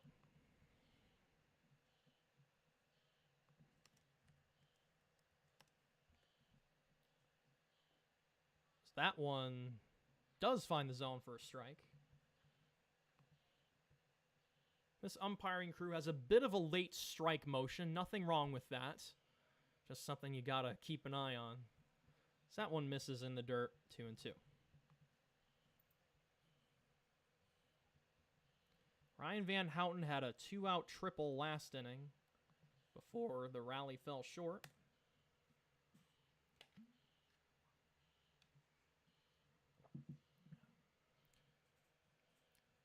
Payoff pitch. That is on the ground. That's just going to get past Alden Short out there at second base for a base hit. Second hit of the inning, third hit of game 2 for Saydel. One on, one away. This will be Adam Main, designated hitter. Now batting for the Eagles, number 3, Adam Mine. Throw back to first, no play. Mine is designated hitting for the designated player, Landon Soma, in left field tonight. That one is hit towards center field. McGuire got a good jump on it, makes the catch, 2 away.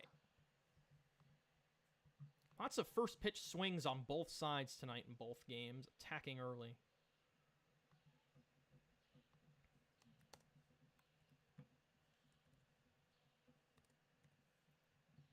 Here comes Blake Fish. Now batting for the Eagles, number 6, Blake Fish.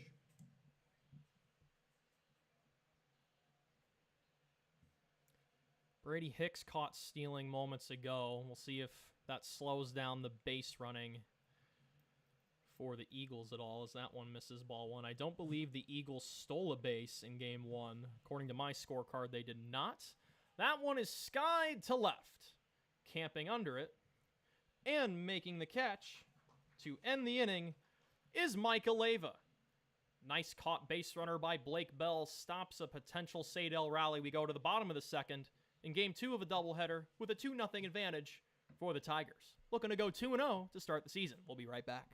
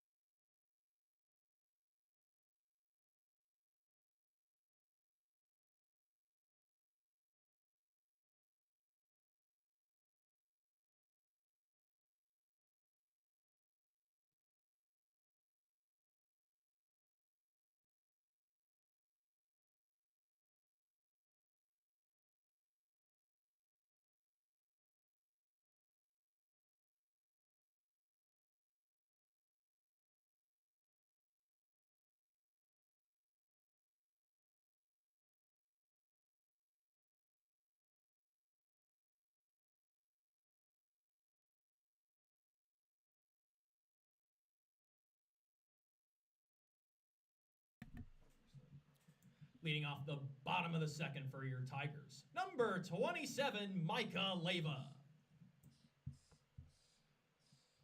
Bottom of the order, bottom of the inning for the Tigers. Cael Sleezer here with you on Tiger Broadcast. Great to be back in Gilbert for another great summer of baseball, as that misses high and tight for ball 1. 4 hits in the first inning for the Tigers. Flare double by Alden Short, RBI single by Blake Bell, single by Eldred, and RBI single by Popish to put the Tigers up 2 in game 2. 1-0 to Leyva. That is well outside.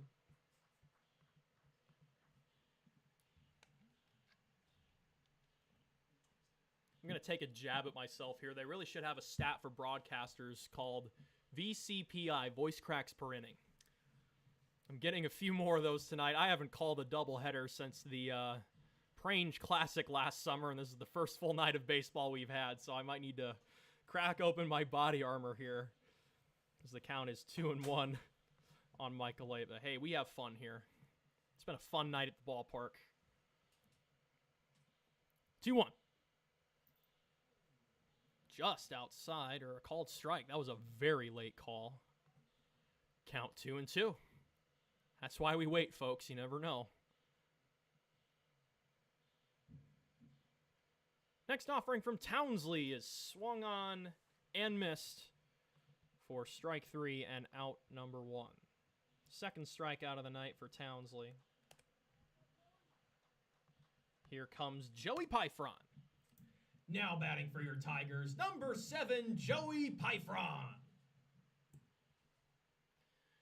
Joey was an opening day starter last year as Josh Grauwinkle was dealing with an injury. Pyfron shows bunt, pulls back for ball 1. I will have to ask a Gilbert parent or Joey himself to make sure I'm correct on the following statement. So that one misses down low for ball 2. I'm 1 year out of Iowa State. I still live in the city of Ames. Since December, I've been doing DoorDash around town, and what I've noticed in downtown, there is a pediatric dentistry office with a Dr. Pyfron. I wonder if that has any relation to Joey. I'm sure it does, but I don't know for sure. As Joey's showing good discipline here, as he's up in the count 3-0.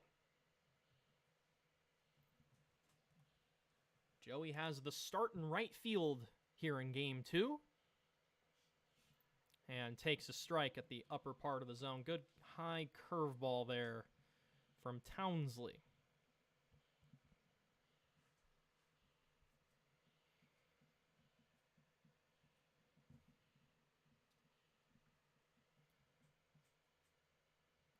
(3-1).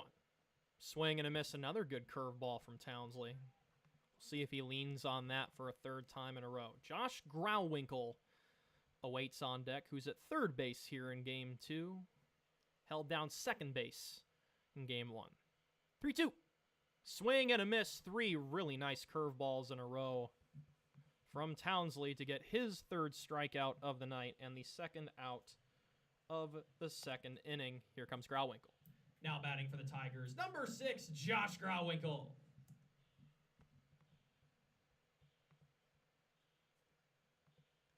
Back-to-back strikeouts to start inning number 2.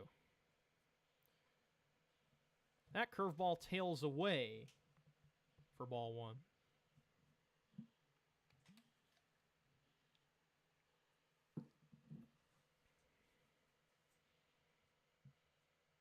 Big swing and a miss. Good fastball offering there. Count 1-1. Should the inning continue, we'll go back to the top of the order with Tommy McGuire, who struck out his first time. That one just up high. 2-1.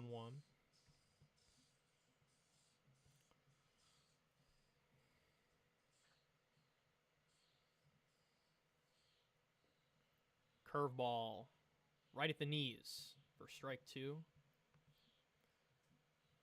Townsley's done some good damage with that curveball. Let's see if that's his potential put-away pitch here. It's worked the first 2 batters. And Grauwinkle thought about it, but wisely laid off. It's 3-2. Good senior eye discipline there from Josh.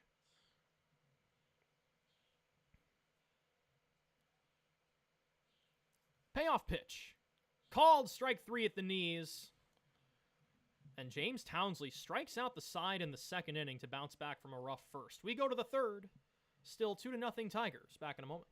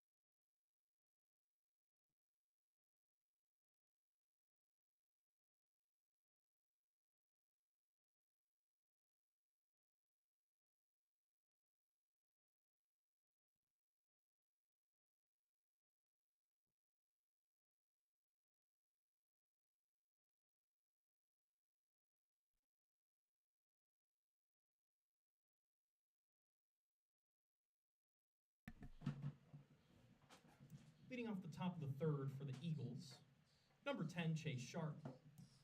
9-1-2, Sharp, Boston, Bennett. Top of inning number 3 in a 2-0 ball game. As number 20, Matt Zaz, deals a nice swing and miss pitch for strike 1. Tiger pitching has been masterful so far tonight. 9 innings of 1-run ball. As Trip Sturgill got the complete game victory in game 1. And Zaz has held the line very well through 2 innings so far tonight. Sharp in game 1 was 0 for 2. Looking to build on that here. That is popped up on the infield. Eldred makes the fair catch for out number 1. Back to the top of the order in Mr. Boston. Back to the top of the order for the Eagles. Now batting number 1, Braden Boston. Score that one a P6 for anyone keeping track at home.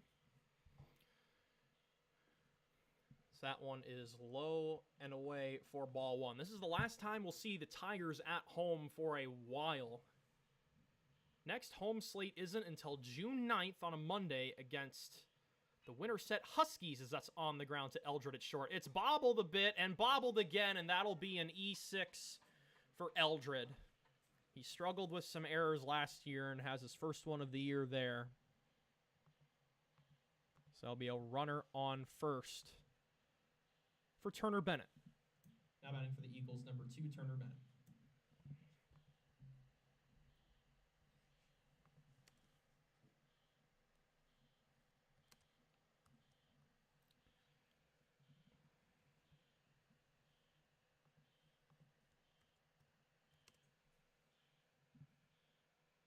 First pitch, bunt shown.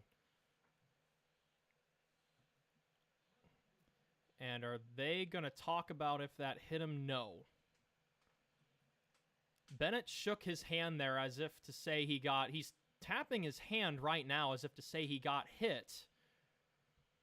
And the Saydel coach will get an explanation. And yes, the home plate umpire does appear to be explaining that he went around for the bunt. If you go around for a swing and you are hit by the pitch, it goes as a strike. It is not a hit by pitch. And Coach, I think this is Coach Steven Gebhardt really pleading his case here. Really not happy with this. Pointing to the field umpire as if to say, let him weigh in. I got a little bit heated there, but everybody will go back to their stations. Count is 0-1 as that has officially scored a foul ball. That is the correct call. Bennett did go around for a technical swing there. Went even with the plane. That misses high. Bell thought about throwing back to first. Holds up. Count is 1-1. Bennett struck out back in the first. He's the lone strikeout victim of Matt Zaz so far. Bunt shown again. This one's popped foul. It'll one-hop the Saydel dugout for strike 2. So we'll see if that takes the bunt off the table. I hope Turner's hand is okay. He's flexing that right hand a little bit.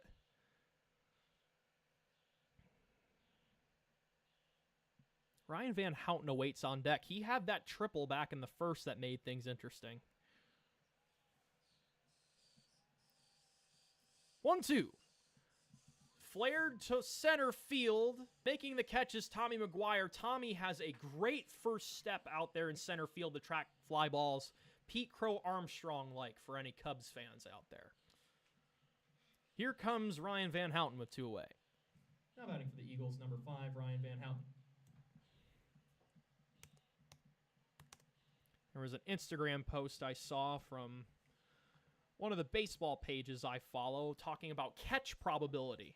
Sometimes the catch probability can be below 50%, but some outfielders like Tommy McGuire, as a throwback to first yields no results, Tommy McGuire has such a good first step when he is tracking a fly ball that while the catch probability per se may be lower, it certainly does not look that way as Tommy gets a great jump when he's out there. As that's a called strike, 0-1. Tommy did not have an error of all of last year, whether he was pitching or over in center field. One of the better defending high schoolers this broadcaster's seen. It's that one called strike, outer edge. And the Saydel crowd had something to say about that one. Didn't like that call on Van Houten. 0-2, 2 away, top of inning number 3. That one tails away. Bell is really keeping an eye on Boston at first. Should the inning continue, cleanup man Cam Jorgensen awaits on deck. Had the lone RBI for the Eagles in Game 1 on a double. That one just misses the lower inside corner. That'll even the count at 2.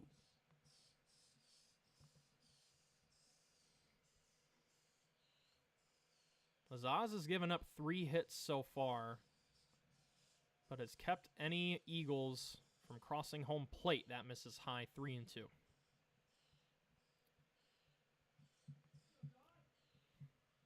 It would not surprise me if we saw Gabe Nelson come out of the pen at some point tonight. He had a phenomenal varsity debut against these Eagles when they played in the regular season last year. That one is swung on and missed for strike 3 as Zaz gets out of the inning. No runs score. We go to the bottom of the third, still 2-0. Tigers over Eagles. Back in a moment.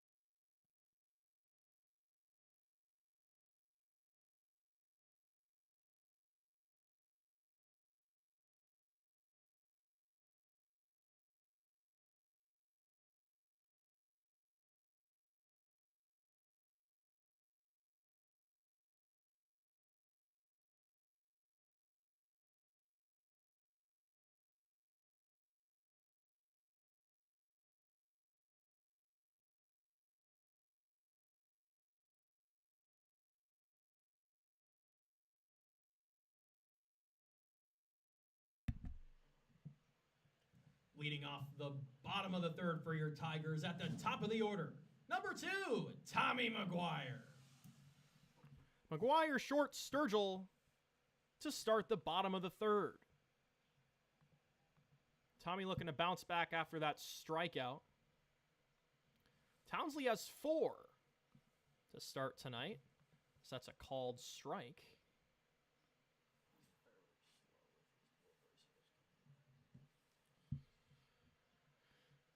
That one popped foul. That'll make it 0-2.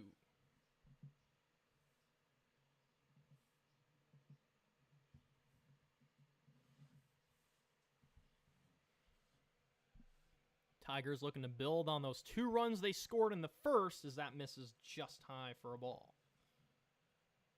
Townsley threw 2 innings, 4 hits, but 4 strikeouts and 2 earned runs. Curveball, not quite enough bite on that one as it misses high, 2-2.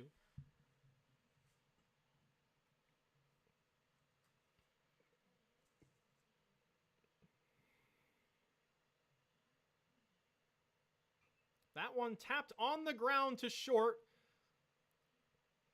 And that'll be out number 1 as McGuire is nabbed before he gets to first. Score that one a 6-3. And Alden Short gets his second turn after a flare double his first time. Now batting for your Tigers, number 12, Alden Short. Short snuck a flare right inside the right field line. Did not slow down and got himself a hustle double, which is what we've come to expect from the senior. Had video game numbers last season. 457 average, 594 on base, 12 RBI in 28 games. As this one is popped up, right field, and snagged for out number 2 by Ryan Van Houten. Score that in F9. And here comes Trip Sturgill. Now batting for your Tigers, number 30, Trip Sturgill.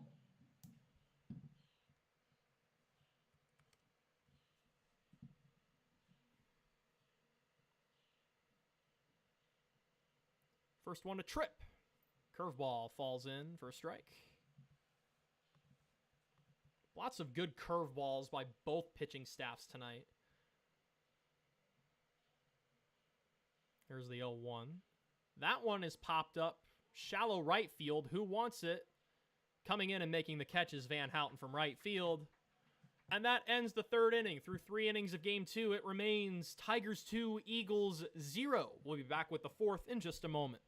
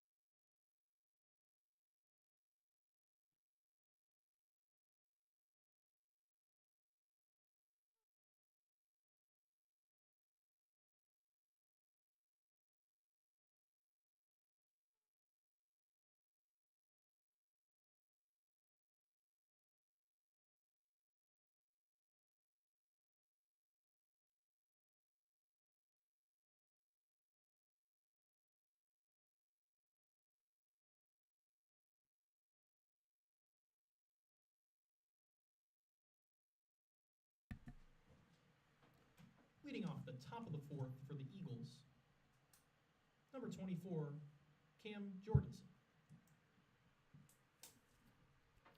Welcome back to Gilbert Tigers Baseball here on Tiger Broadcast. Glad to see 25 of you still here with us for Game 2 of this doubleheader. Cael Sleezer here with you. Great to be back here in Gilbert, Iowa. Great fan base, great community here just north of my hometown Ames, about 10 minutes south of here. That one popped foul. That'll make it 1-1 on Jorgensen. Had the only offense in Game 1 for the Eagles, as he had an RBI double in the 6th inning. 1-1. Foul back. Count 1-2.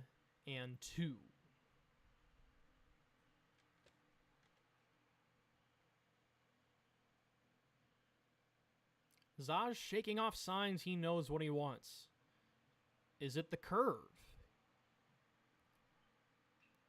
That one is hit well to left. That ball is back. Still going back. That will one-hop the wall. Leyva gets it in quickly, but into second standing is Cam Jorgensen with another double. I love that. He just hit the Karate Kid crane pose. I gotta respect that. That's funny. That new Karate Kid movie should be coming out soon. I need to look at movie times for that. But until then, we will get Brady Hicks announced. Now batting for the Eagles, number 7, Brady Hicks. So a lead-off double for Jorgensen. Definitely doing his damage in the cleanup spot tonight. Second extra base hit. Both sides now have 4 hits apiece as that one is spoiled by Hicks. Had a single his last time up, but got caught by the Bell Cannon behind the plate.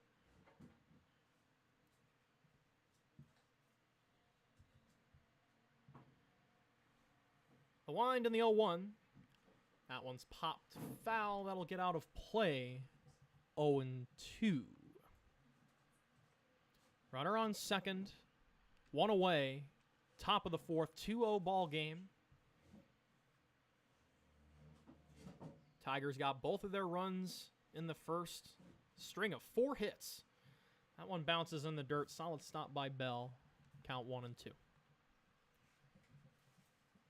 Zaz threw 3 innings, 4 hits allowed, 2 strikeouts. In position for a potential 3rd strikeout here. Not quite, just missed the lower outside corner on that fastball to make it 2-2. Designated hitter Adam Mine on deck. He flew out to center his last time. That one just tapped foul. Good curveball from Zaz. Better spoil from Hicks. We'll have another 2-2. Beautiful night for baseball here in Gilbert. Much friendlier weather than the rain and vicious wind we got here on Monday when Pleasantville was in town. On the ground to Eldred, cleanly gloved.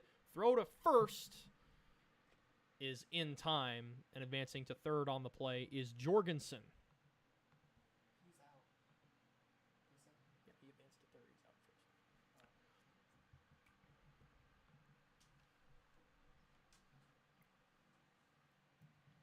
Now batting for the Eagles, number 4, James Townsend.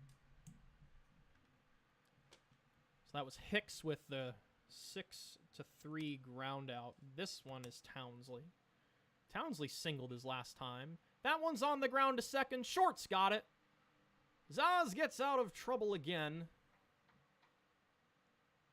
Or is that only the second out? Did I misclick on the scoreboard? I did. My apologies, folks. That run will score. Score is now 2-1 with Maine coming up. Now batting for the Eagles, number 3, Adam Main.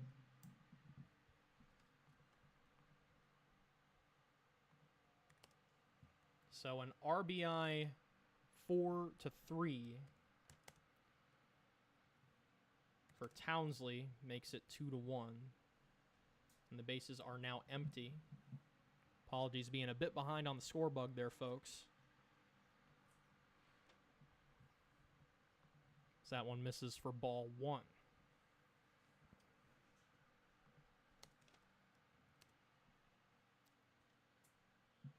That one's fouled off the screen. Count 1-1.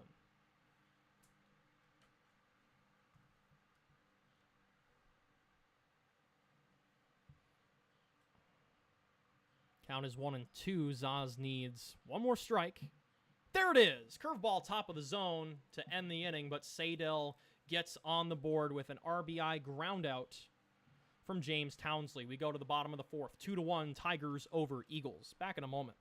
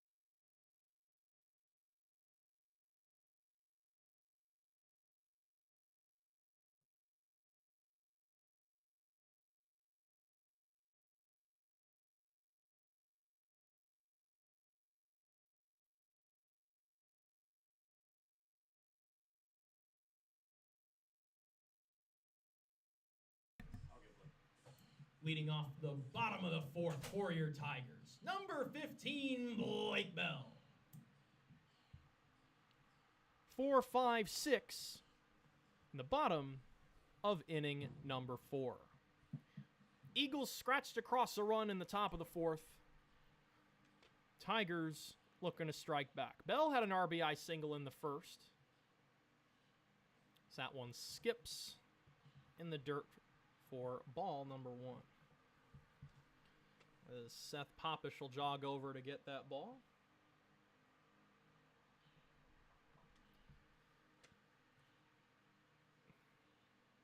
And that one skips in the dirt, 2-0.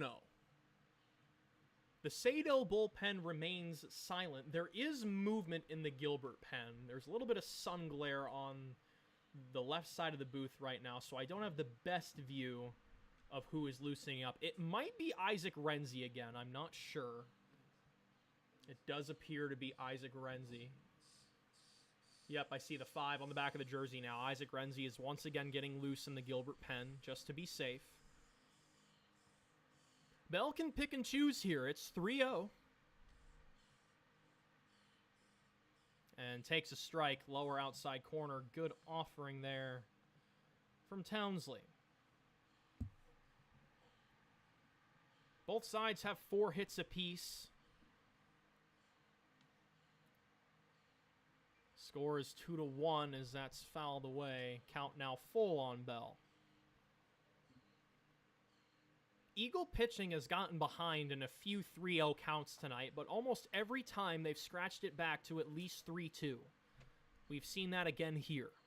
Gotta give credit where credit is due. 3-2. Swing and a miss, strike 3.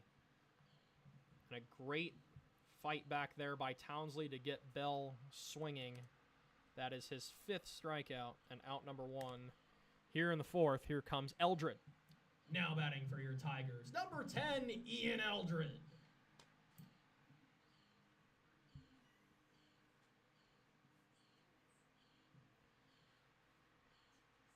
Eldred had a single to help move the line back in the first. It's a bit of an awkward swing there, yields no fruit for strike 1. Believe it was Eldred who was caught trying to stretch a base when the second run scored to end the first inning. He was tagged out at third just as the run crossed. The run did count. That it was a big call with how this game has unfolded. If there wasn't enough hustle by Tiger base runners that inning, it would be a tie game or even less, because Alden Short started the party with a hustle flare double, as that is a called strike 1 and 2. Good movement on that Townsley curveball tonight.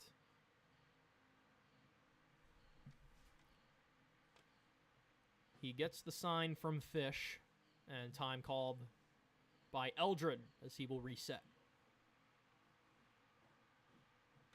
Seth Popish on deck. Had the RBI single that is the difference in this game. Drove in that second run. 1-2. Swing and a miss, strike 3.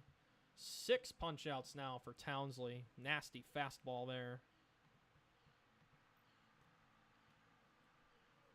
And Popish gets a chance with 2 away. Now batting for your Tigers, number 22, Seth Popish.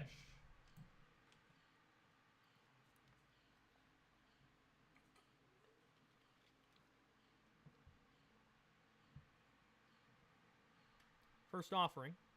Check swing. Called strike. May have clipped the inner edge either way.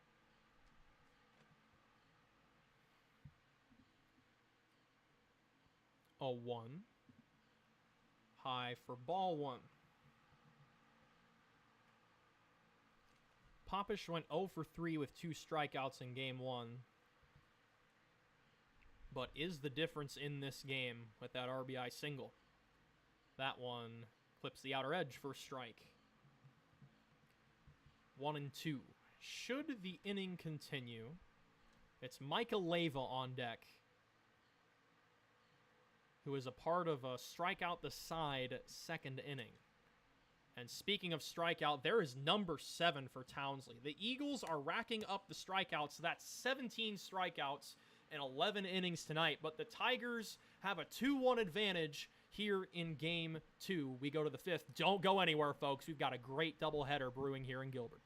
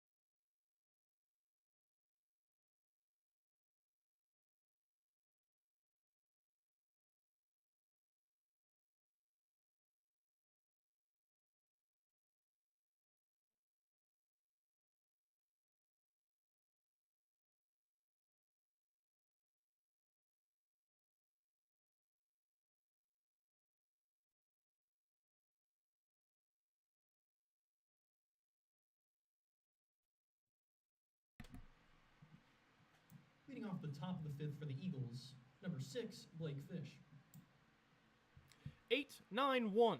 Fish, Sharp, Boston. 2-1 ball game in Game 2 of this doubleheader. Right now, we're at the same final score of Game 1. Eagles did win their first matchup of the season last night against Newton by a score of 5-3, so their record is now 1-1 on the season, as that one is fouled back for a strike. Tigers did not have a winning record at any point last year. They did finish with a 7-20 regular season record. They finished 9-21 overall. I believe their first win was in Game 4, whenever that Bondurant-Farrar matchup was last year. The Tigers do go to Bondurant-Farrar next week. 3 road games next week, Wednesday through Friday. I believe it's Bondurant-Farrar, Knoxville, and Newton. So that is laced into left for a base hit. Rounding first and stopping after a great defensive play from Mike Aleva is Fish.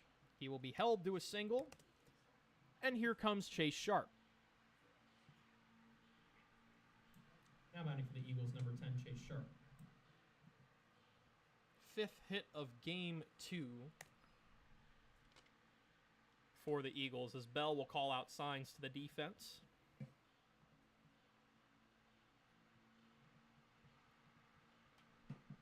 Thanks to the 21 of you still here with us on Tiger Broadcast. Cael Sleezer here with you. So that is pulled back for a ball. This actually is Isaac Renzi on the mound now. I must have missed that while crunching in my notes for the previous inning. Bunt shown, laid down, foul ball. Count 1-1. So that hit will be charged to Renzi.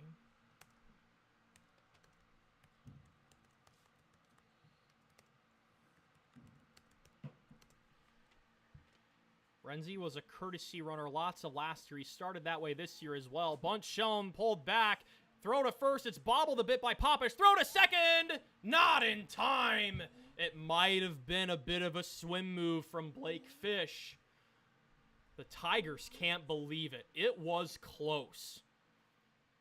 But Fish did move his arm there. Must have swam around the tag.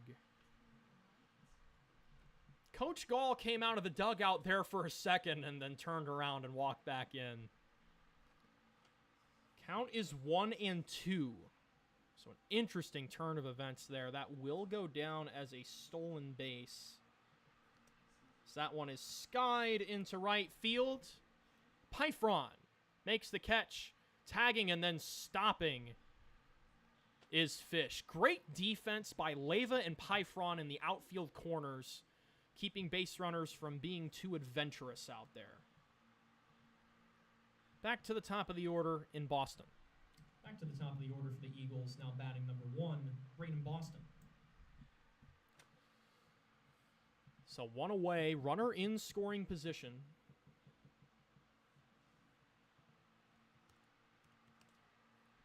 Boston is 0 for 2 here in game 2. That one is lifted to left. It should stay up for Leyva. Makes the catch. Runner stays put. Another first pitch swing for another first pitch out. That's a big out, number 2. And now number 2 and batting second in the order, Turner Bennett gets his third turn. Now batting for the Eagles, number 2, Turner Bennett. Turner is 0 for 2 in game 2. Strikeout, fly out to center. One of the biggest at-bats of the game here. Because upcoming is Ryan Van Houten, who had a triple, and Cam Jorgensen, who had a double. Check swing to first. That's one way to get out of the inning. Renzi gets out unscathed. We go to the bottom of the 5th. Still 2-1 Tigers, and Renzi has the biggest smile on his face. You love to see that. We'll be back right after this.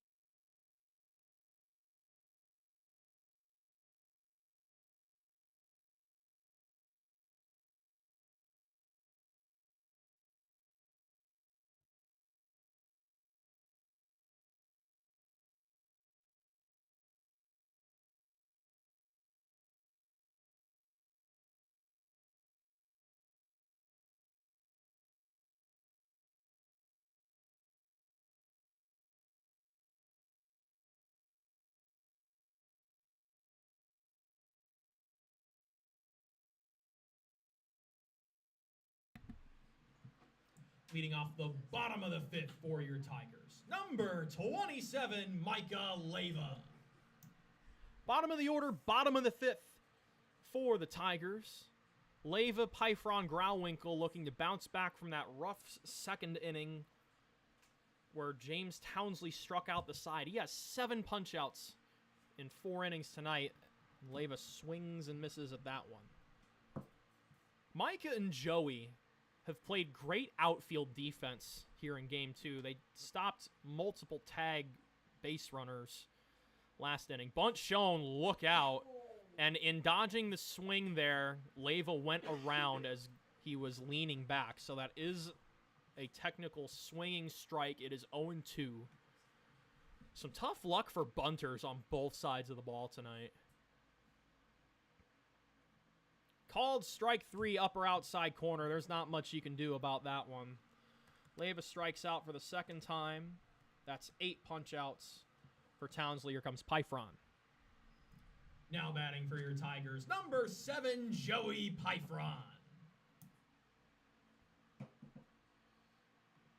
I did get confirmation over the break that Joey's dad is a pediatric dentist, there's a mouthful, in downtown Ames. So that one misses for ball 1. I drive by his office all the time while I'm door dashing in town. It's a friendly little spot, very welcoming. Very colorful logo with all the colors of the rainbow. We love rainbows here. Rainbows are good. Here's the 1-0. That curves low and outside 2-0. We had a couple of nice rainbows here last year during some games. Down kind of the right field line. I'm not sure we caught them on our camera at all last year. And that'll doink off the helmet. So Joey wears one, gets a nice hand from the crowd as he reaches base. 1 on, 1 away for the senior Josh Groundwinkle, who gets some words of wisdom from Coach Gall at third. Now batting for your Tigers, number 6, Josh Groundwinkle.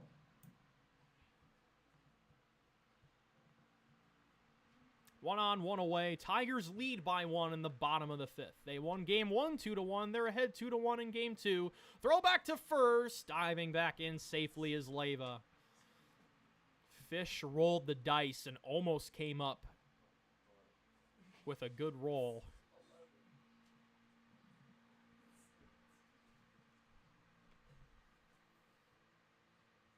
Next offering. That one, a called strike on the edge.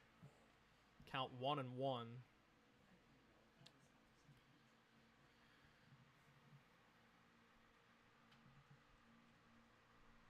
Bunt shown, pulled back, ball gets away. Advancing to second is Joey. It'll be a wild pitch. So now a runner in scoring position, and this is a big juncture in this game as the sun slowly starts to set here in Gilbert. Beautiful shot on our camera there. Lots of nice, soft oranges, yellows, pinks there in the sunset. If you want to watch a good high school baseball game, Gilbert is one of the best places to do it. Great scenery here in central Iowa.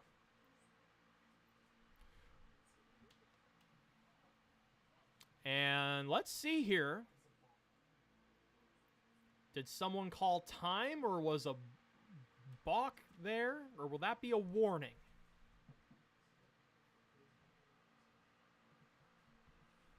Townsley started his windup and then stopped.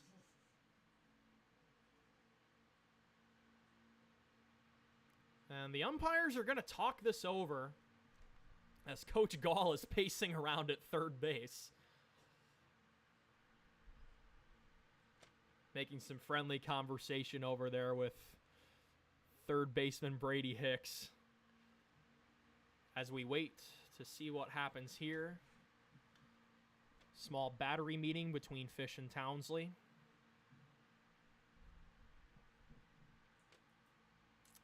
And I think everybody's going to stay where they are, so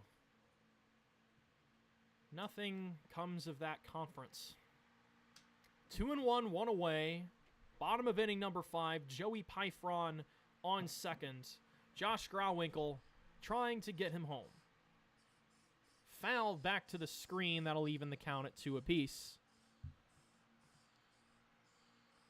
As Alden Short will get that ball.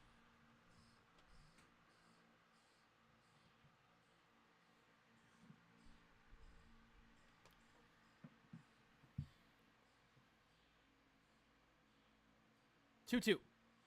Up high, good take from the senior, 3-2. We've seen some great deep count discipline from Tigers hitters tonight. A very encouraging sign to start the season. Payoff pitch.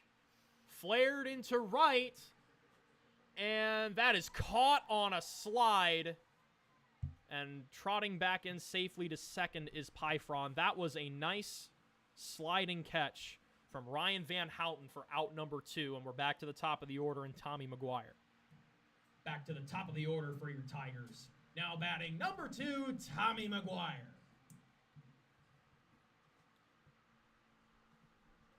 That could end up being a very big play in this game that Ryan Van Houten just made. It'll go down as an F9. It was slicing toward the line. I think that just went off of the camera shot for you folks at home, but it was a nice kind of knees first sliding grab. Not an easy play by any means for Ryan Van Houten, the senior, to make. He was a leader on this team last year and making a big senior play there. Keeping the Eagles in this game. They have been at arm's reach all night, but Gilbert has held the line. That's going to be a passed ball that gets past Fish. And scampering over to third is Pyfron. Count is 2-0.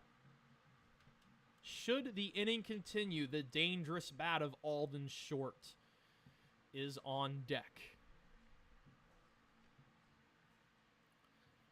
This would be a big run to cash in late for Gilbert. 2-0. Outside, 3-0.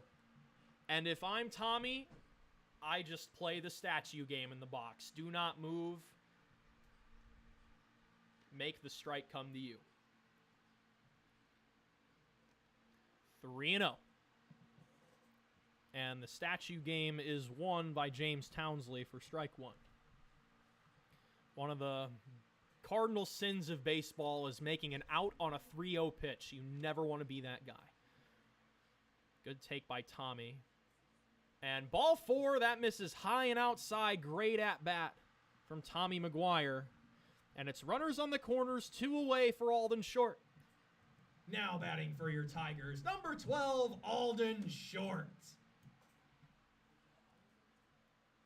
That is the first walk of this game by either side. And we're going to have a battery meeting here between Fish and Townsley.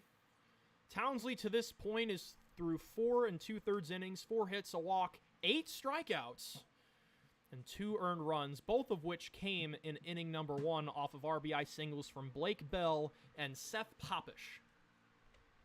Tigers won game 1 by a score of 2-1.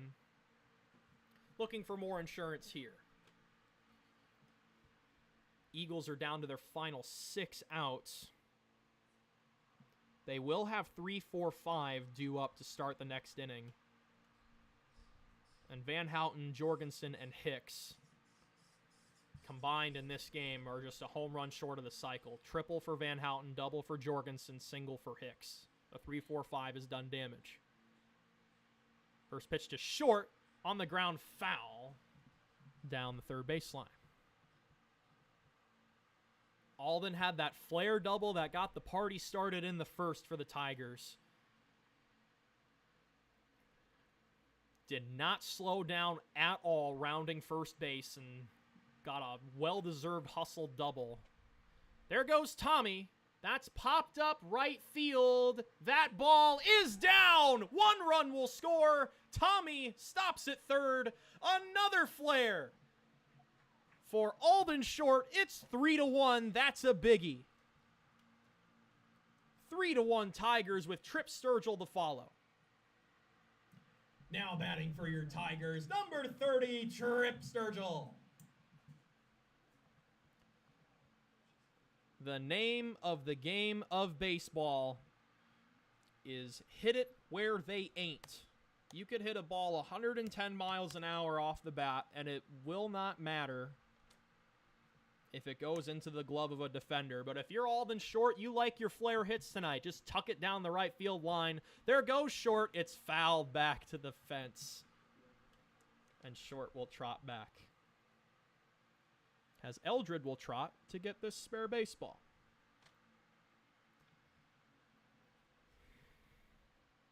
3-1 our score. First Tiger run scored since inning number 1. Tigers looking to go 2-0 to start the year. Looking to go 4-0 against the Saydel Eagles in the last 2 calendar years as that skips in the dirt for ball 1. Sturgill was the hero in game 1, had an RBI single, and then pitched 7 innings of 1-run ball for the win. That one is flared foul, just out of reach of Jorgensen. 1-2, the count. Should the inning continue, Blake Bell is on deck. He has an RBI single. That was the first run scored in this game.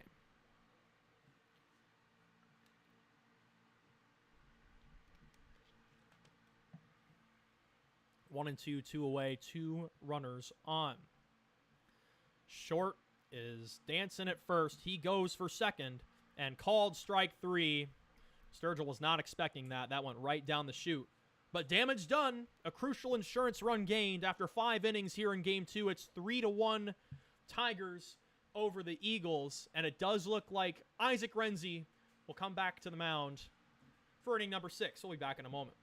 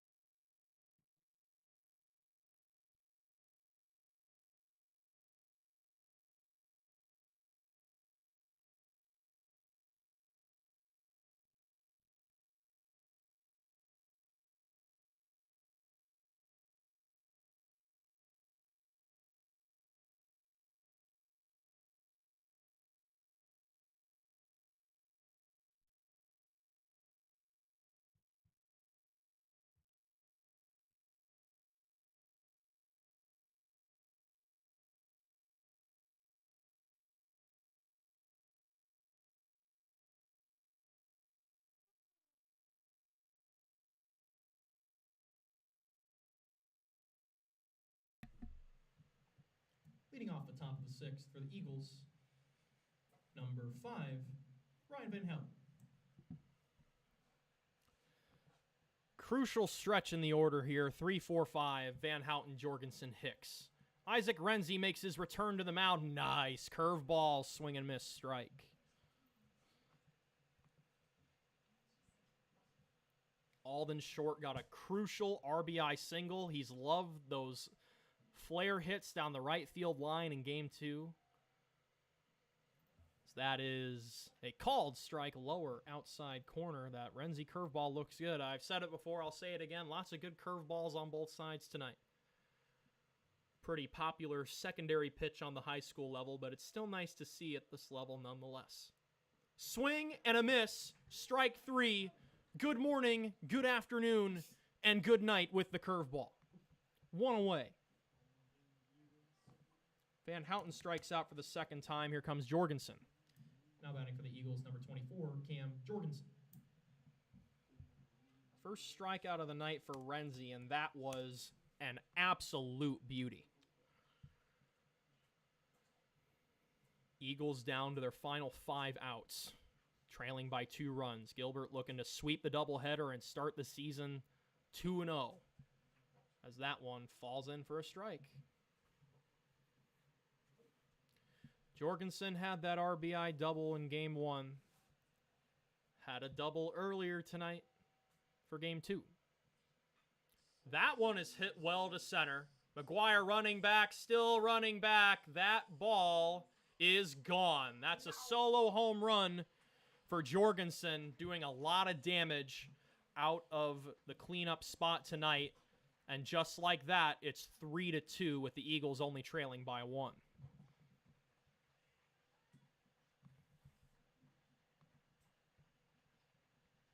And Jorgensen will get a warm ovation from the dugout.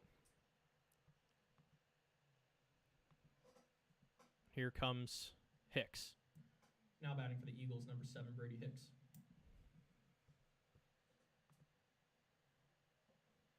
Jorgensen got all of that ball. That was to dead center field, well over Tommy's head.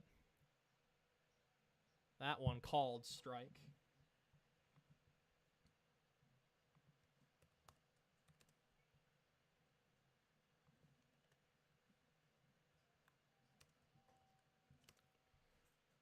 That one tails outside, 1-1.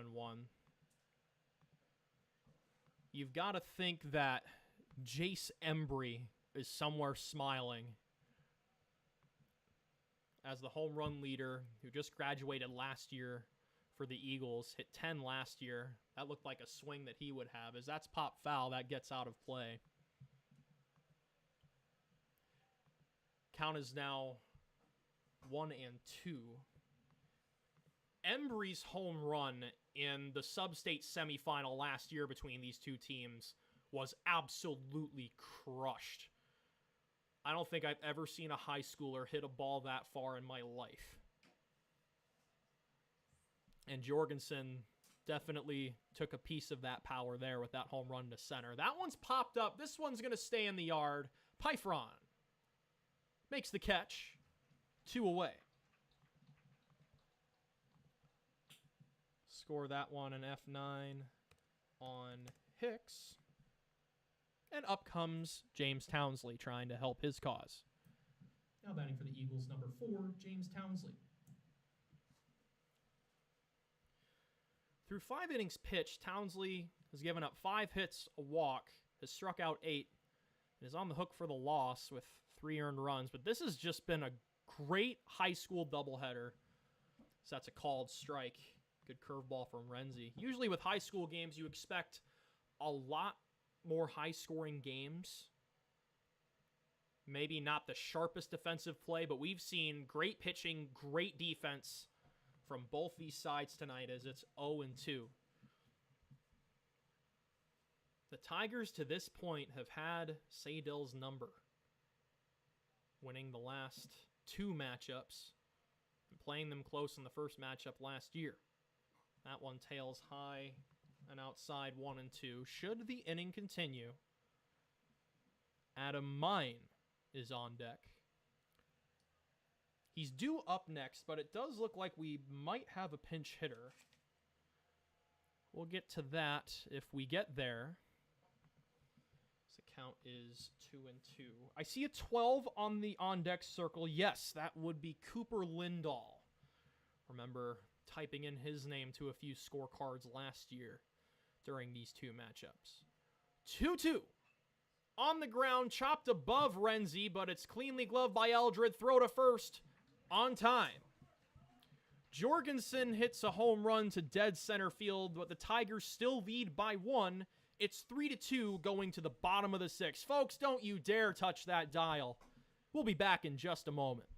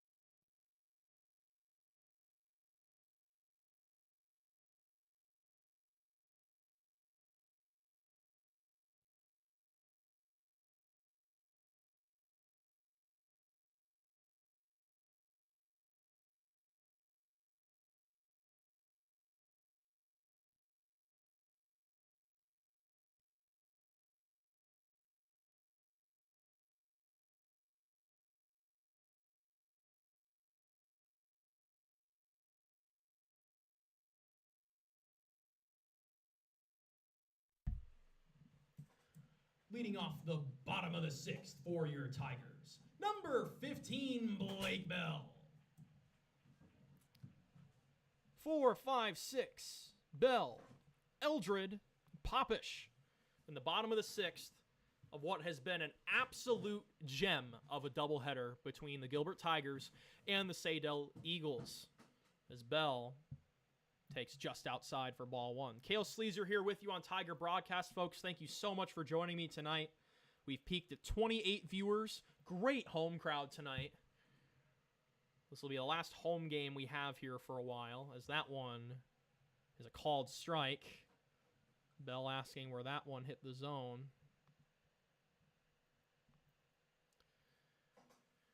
Count is 1-1. Bell had an RBI single earlier here in game 2. That's tapped foul for strike 2. As Popish will jog over to get that ball.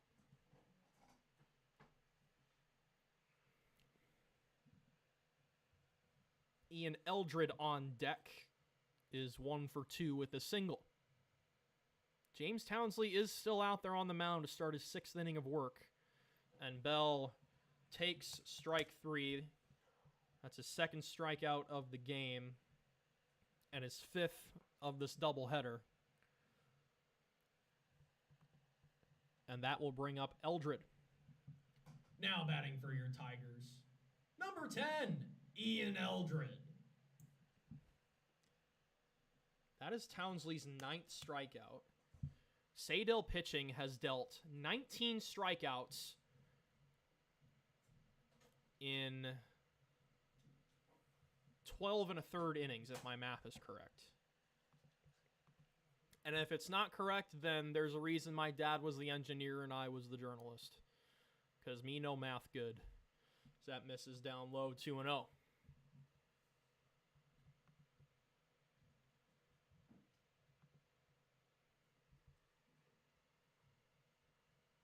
Townsley gets the sign, winds and fires. That tails low and away, 3-0. So Eldred can be very picky here.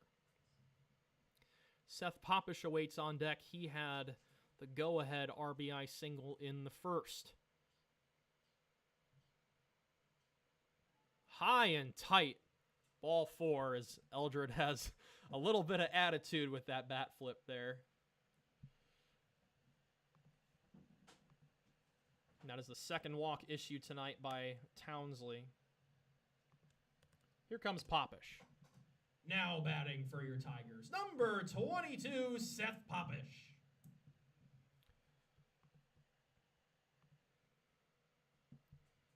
Tigers looking for some insurance before they try and shut it down in the 7th. That's on the ground to shortstop. It's cleanly gloved over to second. Safe at second and out at first.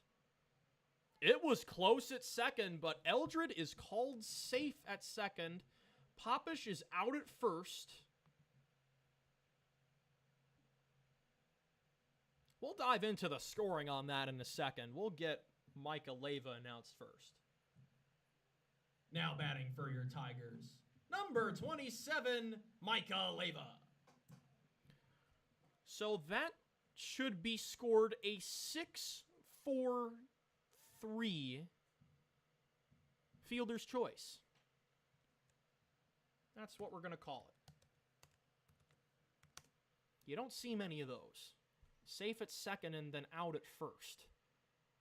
That ball gets away. Rounding third and stopping is Eldred. He wanted that very badly. Coach Gall giving him a high five there for the hustle. You got to respect that. Eldred did not slow down until he hit third base. He was ready to pounce. That'll be a wild pitch on Townsley. Blake Fish has not done a bad job catching for Saydel tonight. He's had some really tough ones to corral, though. There's only so much you can do as a catcher back there. For those of you who don't know, who may be newer to Tiger broadcast, Blake Bell is my cousin, the starting catcher for the Tigers. Catching runs in my family. My mom was a catcher. me and both of my siblings caught at one point while we were playing. There's a lot of catching that runs in the Sleezer/Bell family. So I give a lot of respect to catchers on all sides. And Fish has done the job tonight. He's had some tough, wild pitches go by him, but he hasn't done too bad. He frames that one nicely for a strike on the lower outside corner. Count is 2-1 on Micah Leyva in a big spot here. Joey Pyfron awaits on deck should the inning continue. Just outside, 3-1. Townsley's trying to nibble at that outer edge. He's not quite finding it. The 3-1. And that'll hit Leyva. That's the old show and tell walk. And hold on a second. Hopefully Blake Fish is okay behind the plate. He might have caught a piece of that. He was down for a second.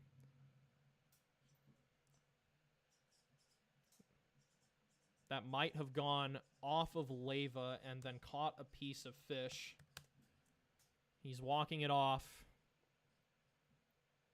We're going to take a little bit of time here. It looks like the Saydel coaching staff will come out to talk it over. Joey's going over to Coach Gall to talk it over.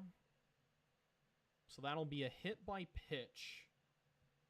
But that's what I like to call a show and tell walk. When you get hit with what should have been ball 4, and you can show everybody where you got hit with the bruise that you'll have the next day. That's the way I like to frame it anyway. Tigers won game 1 of this doubleheader by a score of 2-1.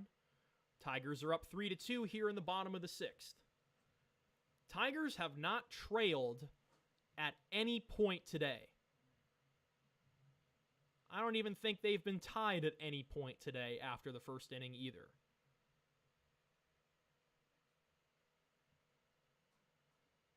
The only time this ball game, or the previous ball game, was at 0-0 was on the top of the first, when the Tigers didn't have a chance to bat. Now batting for the Tigers, number 7, Joey Pyfron. So Joey gets a shot. He was hit by a pitch earlier as well in his last at-bat. That one just misses high for a ball. Joey has played a very solid right field tonight. Here's the 1-0. And that one's a called strike. Flirted with the top of the zone there. Josh Grauwinkle on deck should the inning continue. Tigers looking for a very important insurance run. That's a strike. Lower outside corner. Good location from James Townsley. You have to give credit to the Saydel pitching staff. They have not even warmed up a bullpen arm from what I've seen tonight. Their starters have gone deep. Bunt shown, pulled back, called strike 3. Joey can't believe it.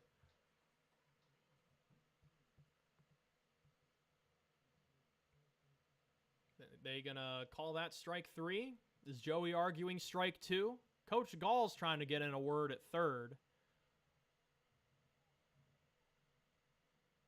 Coach Gall is not happy. He's having some words with the home plate umpire.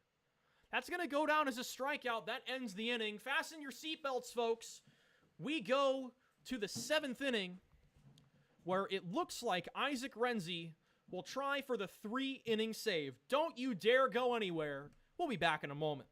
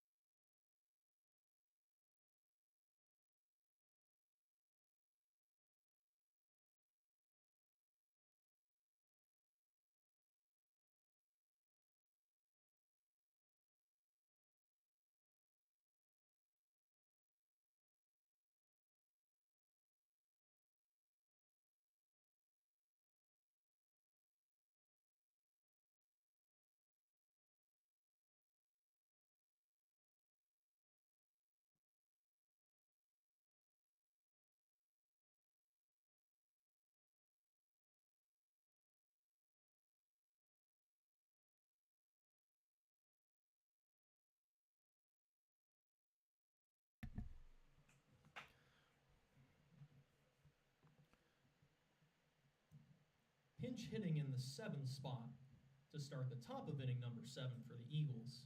Number 12, Cooper Lindahl.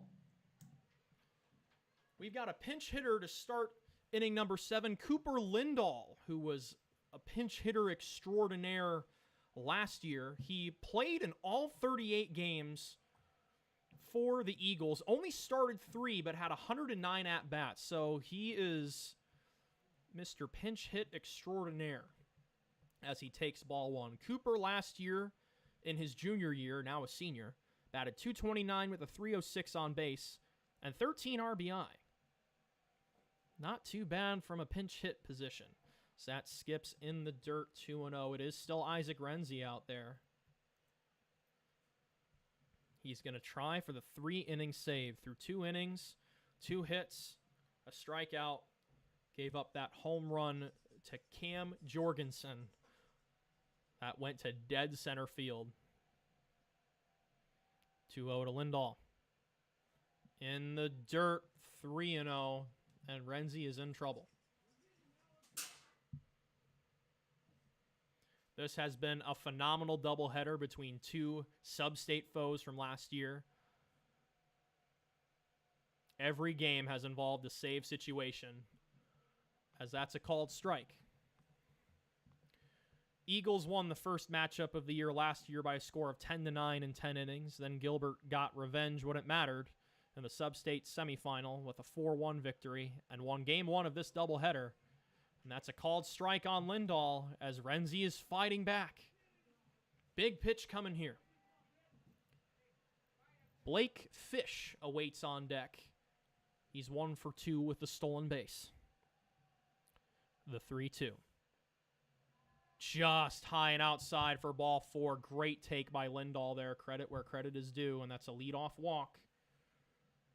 First walk issued by Renzi tonight. And Coach Gall's going to have a word with Isaac here. Blake will join the huddle as well. And I think we're going to have a courtesy runner come in at third. This will be Adam Mine coming back in.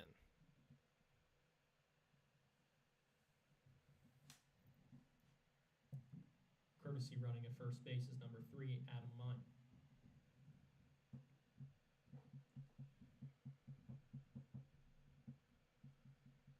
So some words of wisdom from new Tigers skipper, Coach Jake Gall,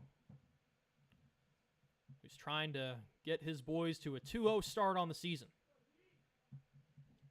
Now batting for the Eagles, number 6, Blake Fish. The double play ball is in order. We have not seen a double play tonight.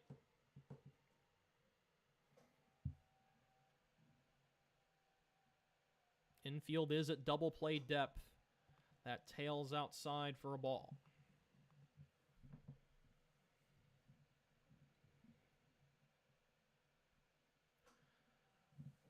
Potential tying run at first, potential go-ahead run at the plate. 1-0. In there for a strike. Another great sunset on another great night of baseball here in Gilbert. Great shot for you folks at home. Saydel dugout making some noise. Bunt shown, and he goes for it on strike 2. Bell thought about throwing back to first, decides to eat it. Count 1-2 on the Saydel backstop with Chase Sharp waiting on deck. Then it's back to the top of the order, should it come to that. The 1-2. Roped foul down the left field line. That's one of the hardest hit balls we've seen tonight. Good hustle by Matt Zaz out of the dugout to get the helmet on and briskly jog down there to get that ball. Count is 1-2.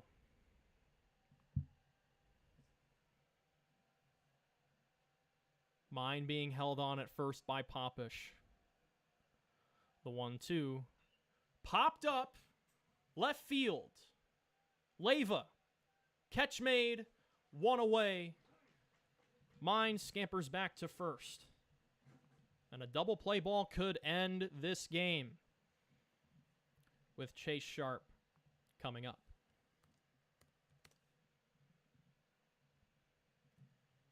batting for the Eagles, number 10, Chase Sharp.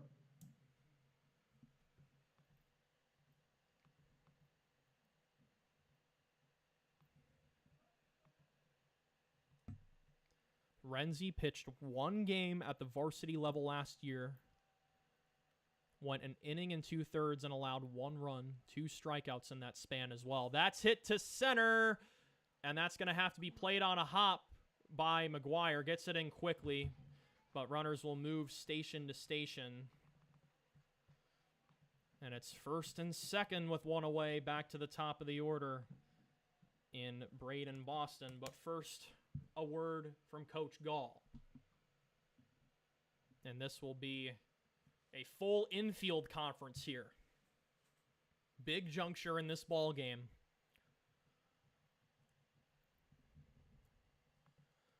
Cooper Lindahl came off the bench to pinch hit for Adam Mine. Drew a walk, then Mine came in to run. And I think that's going to be it for Isaac Renzi. Alden Short just tossed his glove to the dugout, and I think Alden Short's going to go for the save here. So we'll step aside for a moment as he warms up, and we will be right back. We've got a nail-biter in Game 2 of this doubleheader.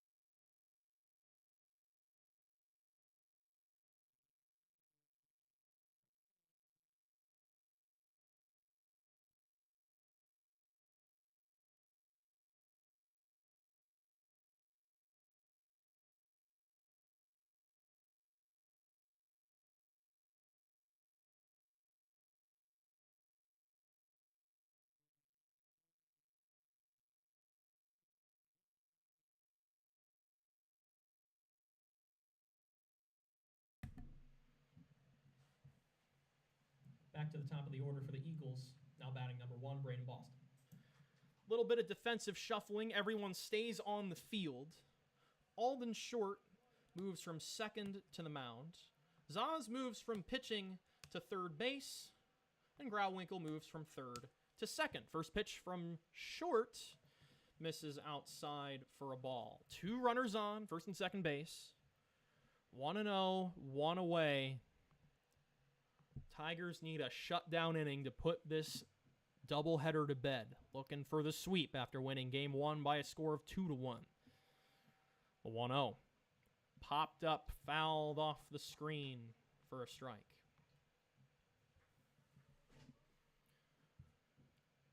Coach Gall was kind enough to answer some interview questions for me before the season. It is posted on the Tiger Broadcast YouTube channel as a little 5-minute video.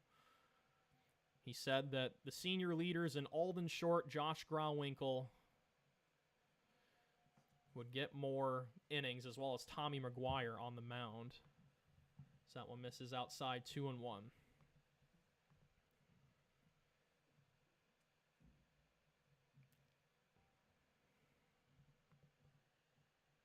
Next offering. That's on the ground to shortstop. It's bobbled by Eldred. And bobbled again in center field by McGuire. Throw to third gets away. And the Saydel Eagles lead 4-3 on an absolute disaster of a play from the Tiger defense. It could have been a game-ending double play. Instead, the bases are now just occupied at third. It's 4-3 Eagles. And here comes Turner Bennett. Now batting for the Eagles, number 2, Turner Bennett.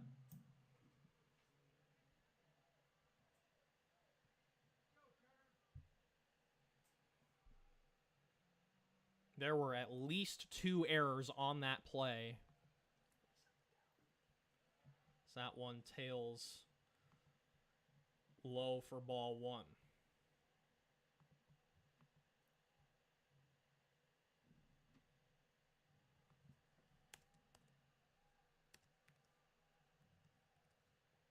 That one is pulled by short. It's 2-0.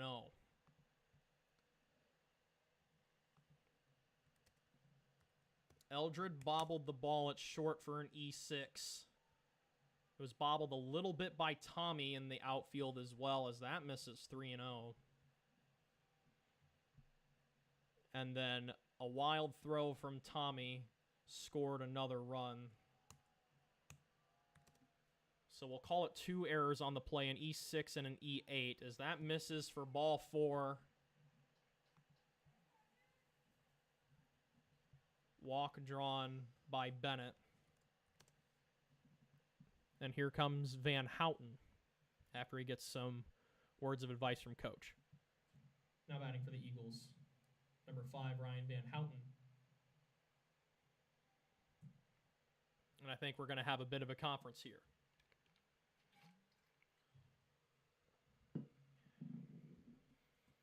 What a doubleheader we've been treated to here, folks. Very close, high-octane baseball. It's been fairly clean defensively until that unfortunate play from the Tigers' defense.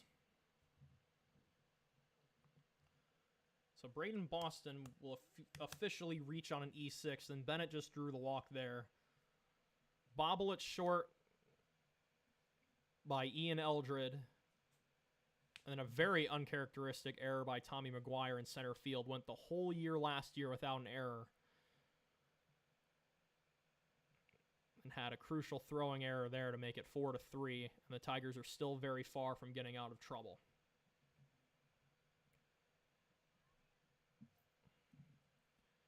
Van Houten is 1 for 3 with a triple. Bunt shown. And a strike called. It'll be defensive indifference as Bennett takes second. So now 2 runners in scoring position. And an intentional walk here is really not a viable option because Cam Jorgensen, the man on deck, has 2 doubles and a homer in this doubleheader today. As that swung and missed for strike 2. We will see a bottom of the 7th inning.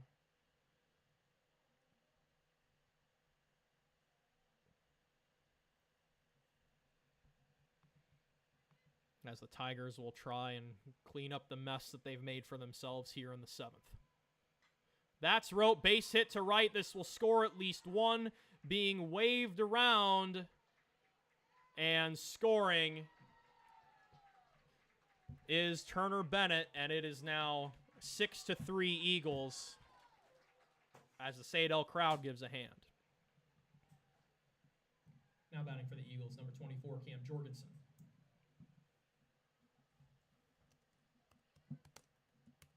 An unfortunate turn of events for the Tigers here in Gilbert. Still only 1 away in the inning.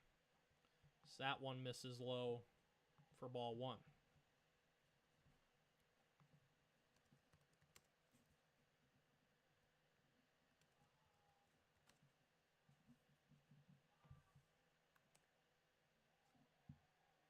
And time called here. The Saydel dugout's really getting into it now. 4 runs home in the inning. And a balk is called on Alden Short. He can't believe it.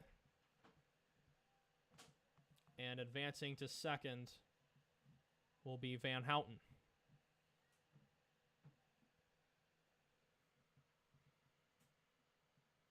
Should this score hold, Isaac Renzi would unfortunately be charged for the loss, even though only 1 of the 3 runs he gave up was earned. That curveball is a called strike, 1-1. This game is far from over. Friendly reminder that in the first matchup last year, the Tigers were down 9-2 in the 7th, as that's a squibber in front of the plate. Bell will throw to first in time. That's out number 2. Runner advances to third. So that'll be a 2-3 put out for Bell. That's a big out for Jorgensen being sat down. Here comes Brady Hicks. Now batting for the Eagles, number 7, Brady Hicks. Hicks is 1 for 3 on the night. But back on June 11th of last year, Saydel had a 9-2 lead in the top of the 7th inning, and the Tigers came all the way back to force extras. So do not count out these Tigers. So that is a called strike.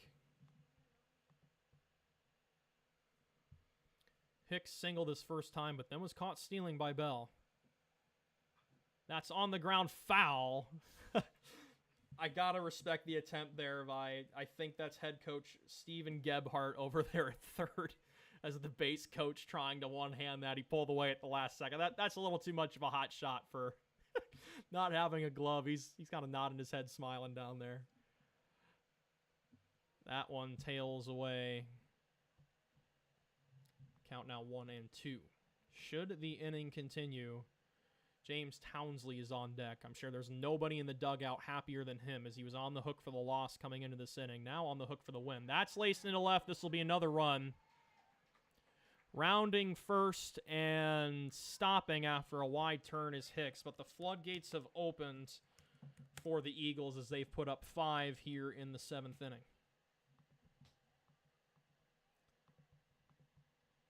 Seven to 3 is now our score. Now batting for the Eagles, number 4, James Townsley.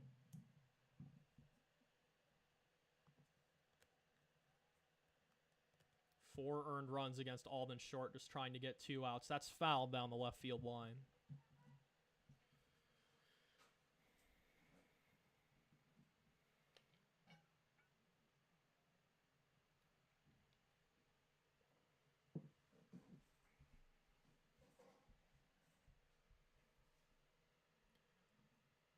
This would be a fitting split for these two teams. The storylines have remained very similar between 2024 and 2025. Either low-scoring pitchers duels with very scrappy RBI singles or craziness in the late innings. That's popped up, shallow left center. Eldred makes the catch and finally stops the bleeding, but critical damage done as the Tigers will need 4 runs to force extra innings, but we've seen it done before.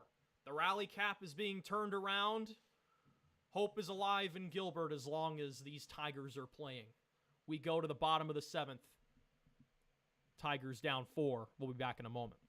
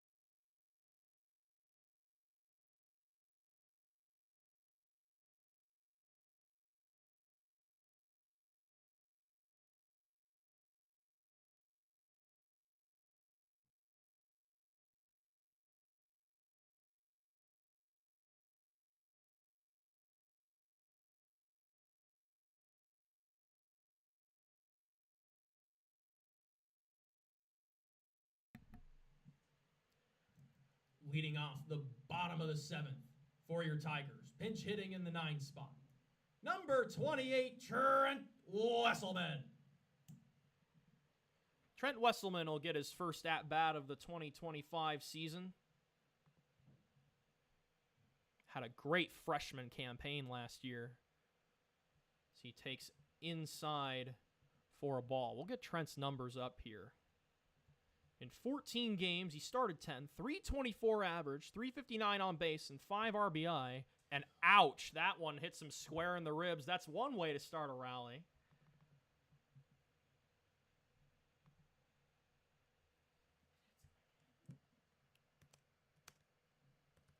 So we're back to the top of the order. It is still James Townsley on the mound. Saydel has refused to bring in another pitcher until now. There was a motion towards right field. I think Ryan Van Houten's going to come in and finish this.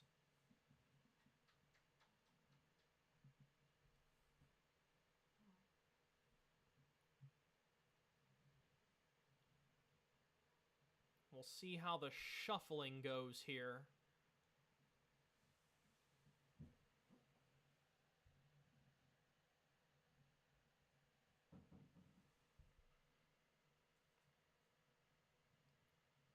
It is Van Houten who will try and finish this game. So we'll let him warm up and be back in a moment.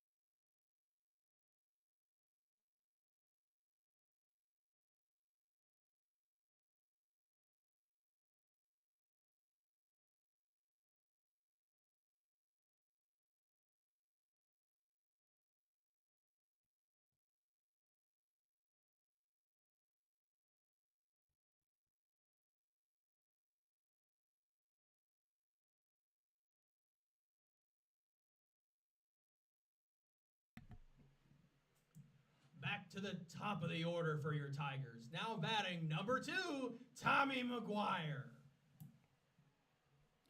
Fourth turn through the order for the Tigers is Trent Wesselman got hit, and I believe Groundwinkle is now running for him at first.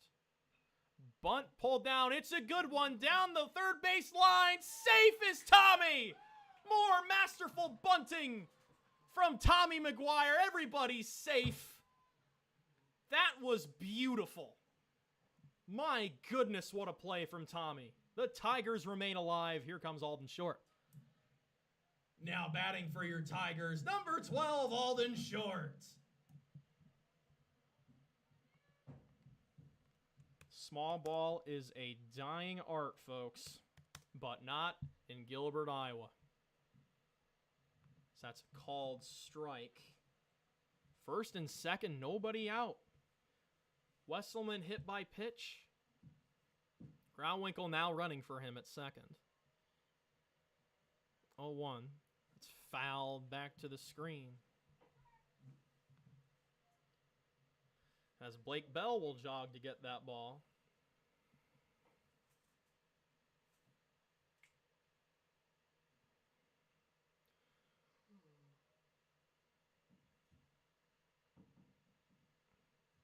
The 0-2 inside in the dirt. That almost hit Alden. He stood there stoically just in case. Count is 1-2. 2 runners on, nobody out. Potential tying run is on deck. The pitch. Popped up. Right field. It drops harmlessly foul. Alden has flirted with that right field line all night in Game 2. Had a flare double in the first to get it started. Had a flare RBI single his last time up to keep the line moving.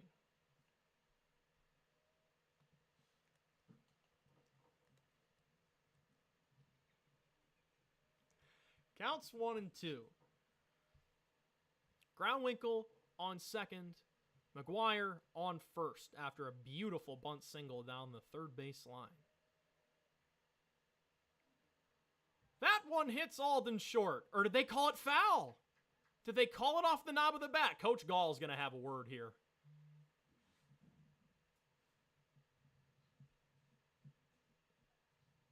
I know that walk. That is the walk of an unhappy manager / coach. I think they're going to try and show the umpire the bruise here. He's not having it. Didn't even check for a bruise. Interesting. Coach Gall really not happy. He's still jawing at the home plate umpire. Didn't even warrant a look. That's surprising. Count remains 1-2.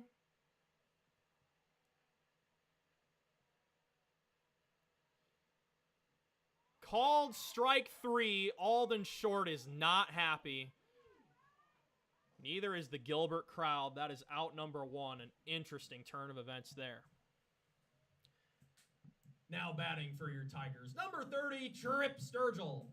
Tripp got in that box immediately. I almost didn't have time to announce him. He is ready to go in there. Looking to avenge Alden. That misses outside for a ball.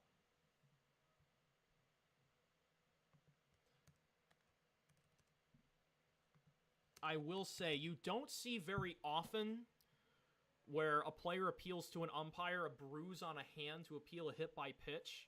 But when I have seen it, usually they at least look. There was no appeal by the umpire at all there. He stood rigidly with his call. Much to the dismay of Coach Gall and the Tigers. Eagles-Tigers never disappoints, folks. Glad you're here with us. That falls in for a strike. Sturgill was waiting for one to go over. Time it up. Sturgill had an RBI in the first game. He had an RBI in the shortened game on Monday. Not sure if that will end up counting in the stats, but it counts in our hearts. As that one misses 3-1. Blake Bell on deck.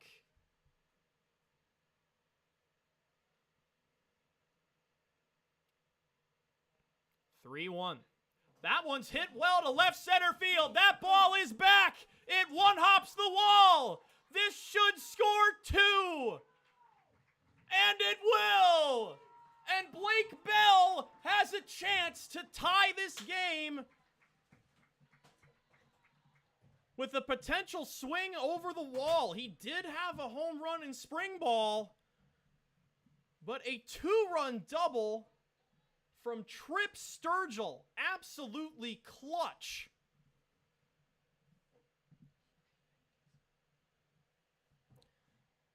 And let's see if Renzi's going to run for Sturgill here. This is going to be Cooper Mitchell running at second. Now running at second for your Tigers, number 0, Cooper Mitchell. And now batting, number 15, Blake Bell. Cinema. Absolute cinema. Whenever these two teams face off. 2-run double from Sturgill puts the tying run at the plate with only one away. Good offering from Van Houten for strike 1. Clip to the lower outside corner.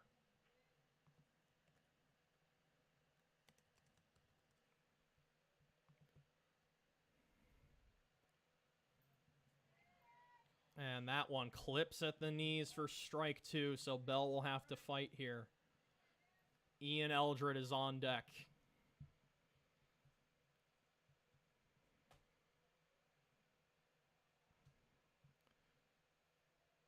The 0-2. That one hits Bell, and the potential winning run comes to the plate in Ian Eldred. Oh my goodness. That hurts so good if you're Blake Bell. And that is just gut-wrenching if you're a pitcher hitting a batter on an 0-2 count. Now batting for your Tigers, number 10, Ian Eldred. Tiger fans are on their feet. Bell at first, Cooper Mitchell courtesy running at second. First pitch in the dirt. Mitchell's going to try for third. He is out. A costly mistake by Cooper Mitchell.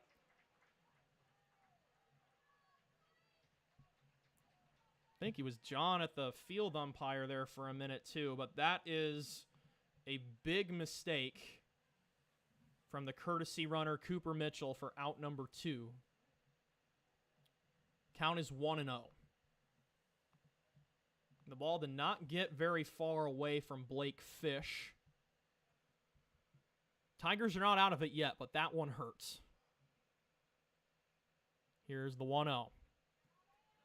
That clips the outer edge for a strike, 1-1. Eldred in game 2.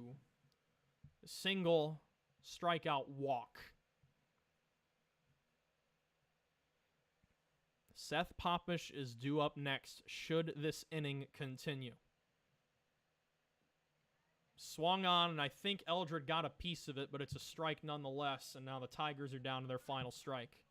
Eagles trying to split the doubleheader, but the Tigers have fought valiantly this whole doubleheader and is making it interesting here in the 7th. This is a save situation for Ryan Van Houten now. The 1-2.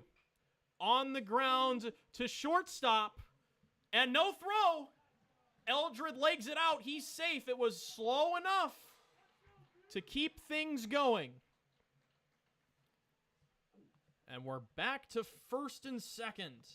Good job by Eldred to keep the Tigers alive. Here comes Popish. Now batting for your Tigers, number 22, Seth Popish. Popish does have home run power. He hit a home run on the road last year. It eludes me where, but I vividly remember the home run. That misses outside for a ball. Popish is the potential winning run.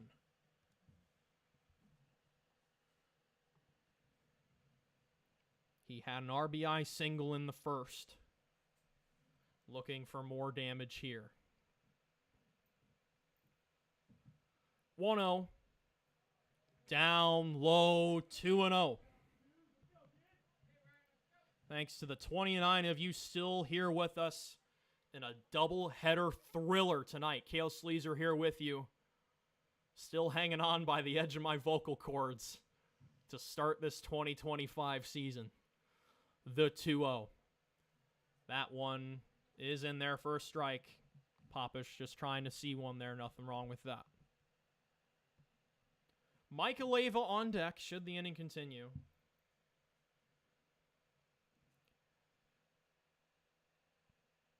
2-1.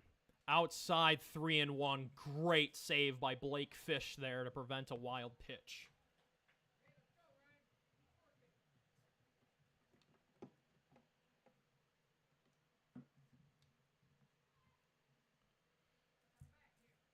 Popish can be picky here. Let's see what Van Houten dials up on 3-1. Ball 4! Bases loaded, and the potential tying run is in scoring position with Mike Aleva coming up.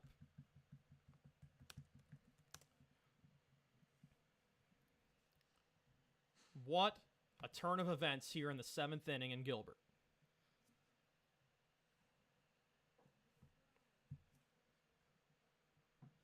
We'll wait for this mound conference to wrap up here before we announce Micah.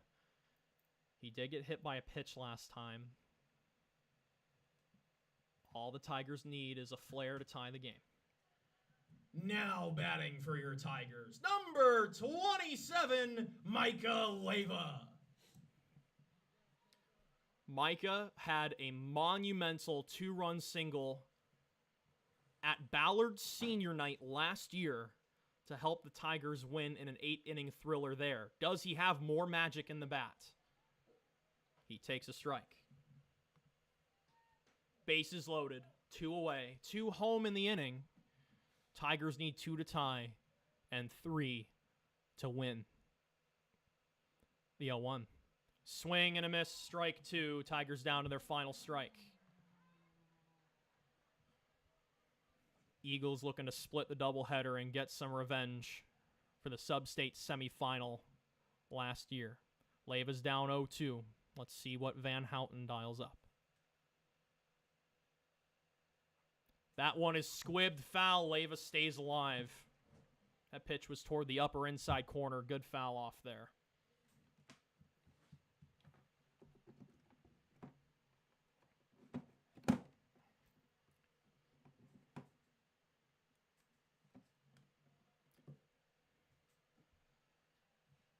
Another 0-2. Swing and a miss. Strike 3. And the Eagles come back in the 7th from behind to win and split this doubleheader. And what a night it was here in Gilbert. Our final score, Eagles 7, Tigers 5. Tigers had a 3-2 lead going into the 7th inning, but couldn't hold on. A crucial error, which could have been an inning-ending double play ball, got bobbled once and then thrown away twice for double jeopardy. The Tigers made it interesting in the 7th after giving up 5 in the top of the frame, but couldn't quite bring it home. But folks, this is going to be one amazing season of Tiger baseball if this is how we start. Gilbert starts at a valiant 1-1 and start a very long stretch of road games. We'll get the schedule pulled up for you folks at home as I check out the varsity bound page. Tigers will be in action this Saturday against Van Meter. We will see you there on Tiger Broadcast. We have gotten the green light from Van Meter to stream there. Then next week's slate is Wednesday through Friday at Bondurant-Farrar, at Knoxville, and at Norwalk. We were granted permission to stream at Bondurant-Farrar last year. Fingers crossed that that remains the case. I have been told that the Norwalk game on Friday will be streamed in some form. However, it probably will not be from Tiger Broadcast. I was provided a huddle link from the Norwalk athletic director today. We will share more information with that as the time gets closer. But it is a JV varsity doubleheader at Van Meter on Saturday for the next time these Tigers will be in action. Not sure how early in the morning Tiger Broadcast will be set up. It is about an hour drive from Ames. So we will see how much of the JV game we get on Saturday.